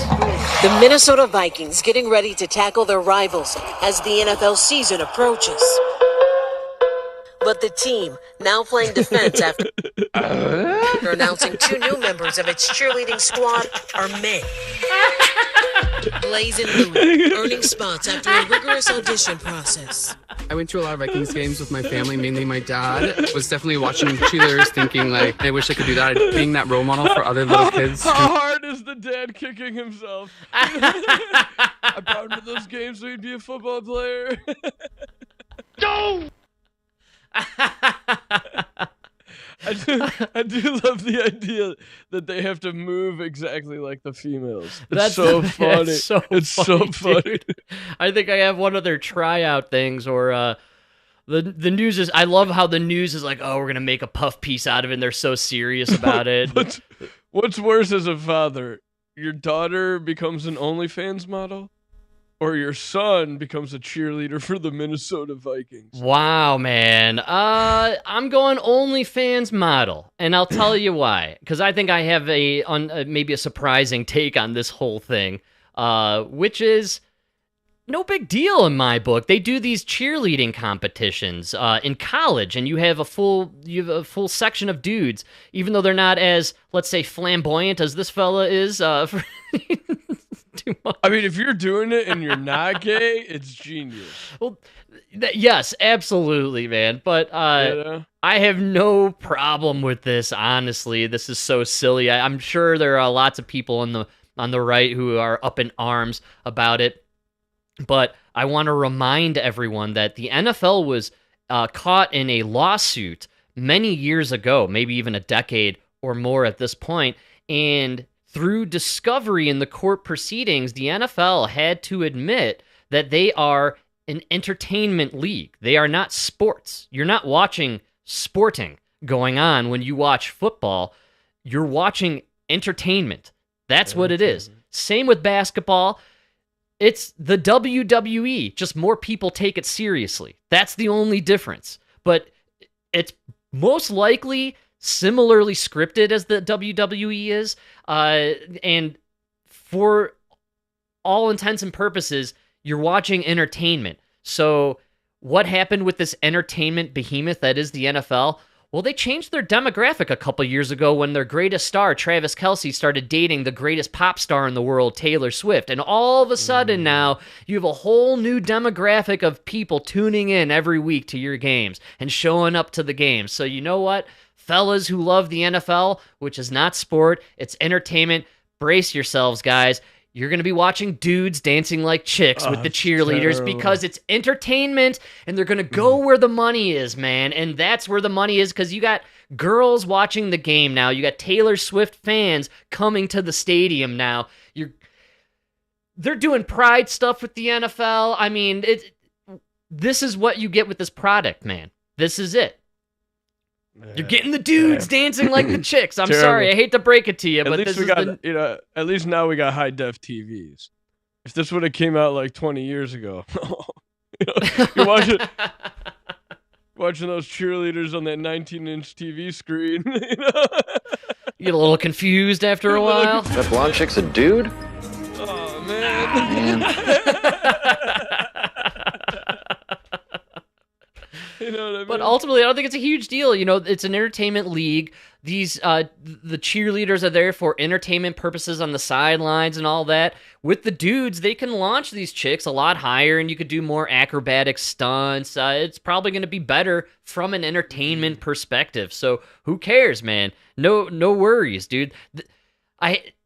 It's not going to cheapen the game of football any more than it has already been cheapened by all the bullshit rules. You can barely touch the quarterback. You can't tackle the receiver anymore. It's pretty much flag football at this time. Tune into any game live and literally start your stopwatch when the play ends, all right?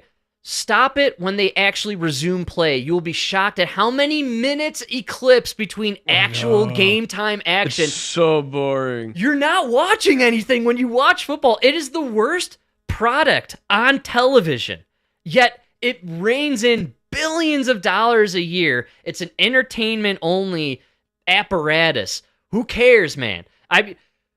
Next year, guaranteed trannies dancing on the sidelines. Drag queens, I'm surprised we're not there yet already. I saw someone post how the Baltimore Ravens have trainee dudes basically on their cheerleaders, and they've been doing it for years and nobody has said anything. So, you know what happened is Trump is kicking ass with the MAGA movement. They got nothing to report on, and they're dying to outrage his base on some level whatsoever. So we all really liked Sydney Sweeney's great ass in those kick-ass jeans. So what'd they do? Oh, here's Beyonce in her jeans. She's more beautiful. There's real beauty over here. You know, you guys aren't outraged that we're making fun of Trump with South Park? Here's a bunch of gay dudes dancing in the cheerleading outfit.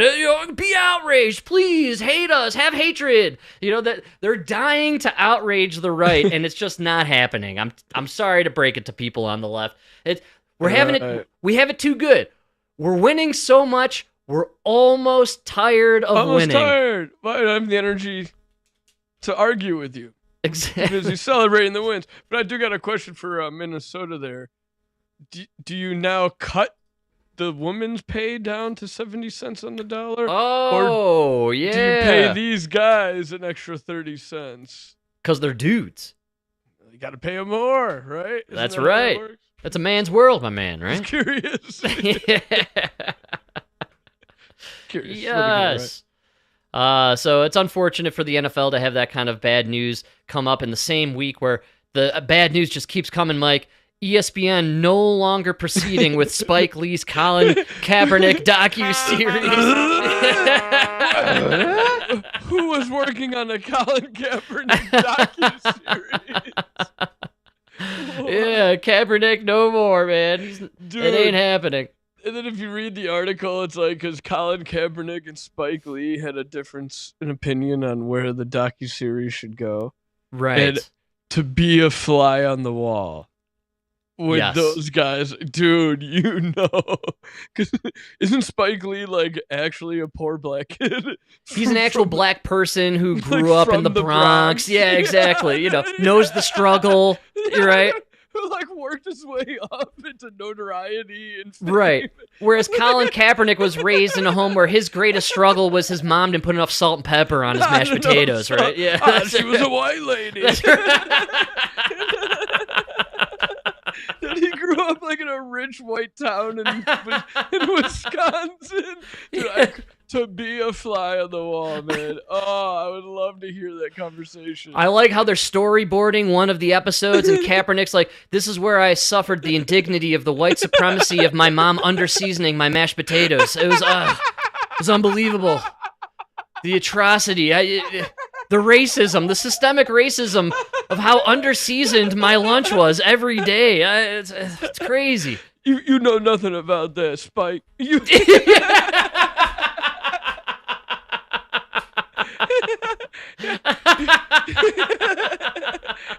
And the best part is he's sitting there with this big fro, like, in all black. Like Spike Lee's just like dressed like a normal dude, like normal hair. It's so incredible. I can't. Like Colin Kaepernick, you should be funding a movie about Spike Lee's life.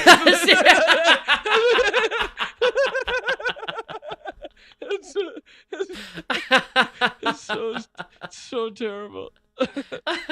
This dude, he played 4 years in the NFL, sat out 2 of them on a knee. He took a knee for 2 years, and now they're talking about making a documentary and this whole, the book. He's doing children's books. This guy, he's half white, literally half white. Look at the way he parades himself too. I saw this in one of the other articles. Look at this guy.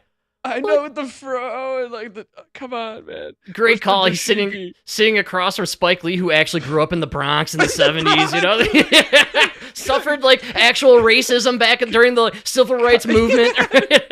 Colin is trying so hard to sell you Spike Lee's story. Yeah. You know what I mean? Get the fuck out of here, dude. You're so privileged. So privileged. I can't even imagine what Spike Lee had to say. I just like the idea of, in the Civil Rights Museum, you got a statue or a bust of MLK, and he's crossing the bridge, when they did that march, and then next to him is Rosa Parks on that back seat of the bus, and then next to her is Colin Kaepernick at a kitchen table with the salt and pepper shakers. Empty. They're empty, though. Yeah, there's no salt, no pepper. Yeah. It's just totally disgusting. The atrocities of systemic racism in America. He's just looking at the board. Under-seasoned dinner.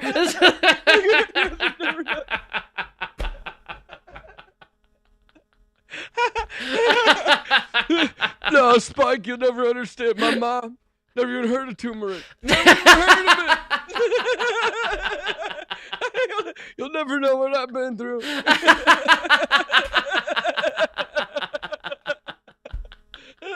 It's so terrible. It's so terrible. Spike Lee, turn that camera around on you, man. Just do the story about you. That will help young black men. It's so funny. Kaepernick lights up a cigarette. He's like, I asked for collard greens. She didn't even know what I was talking about. I had to have Kamala Harris cook them in the back. That's right.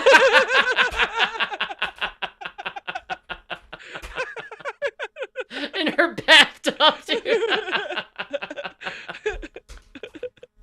It's so stupid. It's so stupid. Come on, Colin. It's just the nerve of the guy to be like, "Hey, Spike, can you produce the story of my life, dude?" Get out of Suburban here. kid. Oh, man. Full ride through college. Made it to the NFL. Took a knee because he was benched anyways. All right. Hey, kid from the Bronx.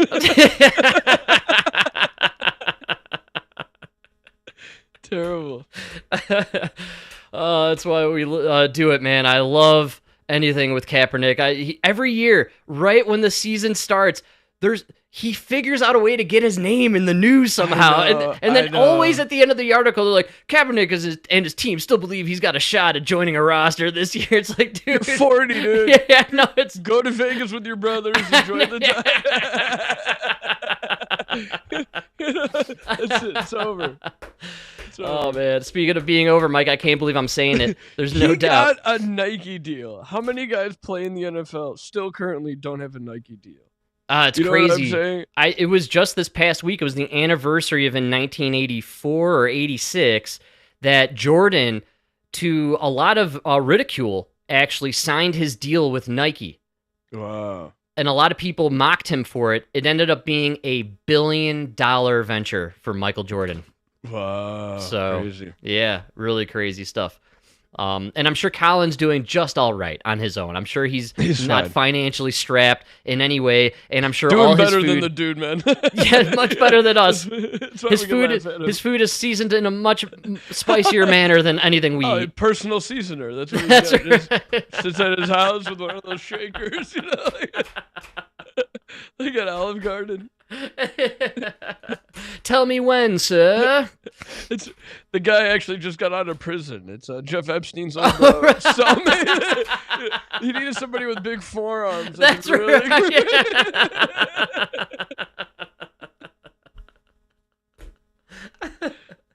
Oh man, Mike, I can't believe it. Fastest hour in the universe, no doubt about it. We still have more to get to. We'll hit it on Tuesday. I guarantee it. Can't I want to wait. thank everybody for hanging out. Good crew today. Really enjoy it. Hope you enjoyed the good times, great oldies.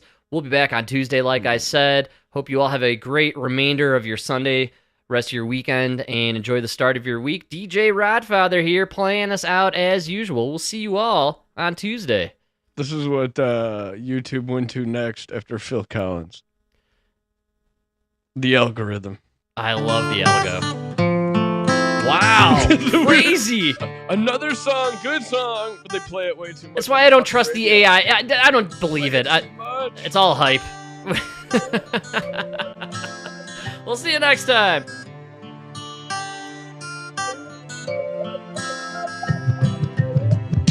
We've all seen the man at the liquor store begging for your change. The hair on his face is dirty, dreadlocked in for the main.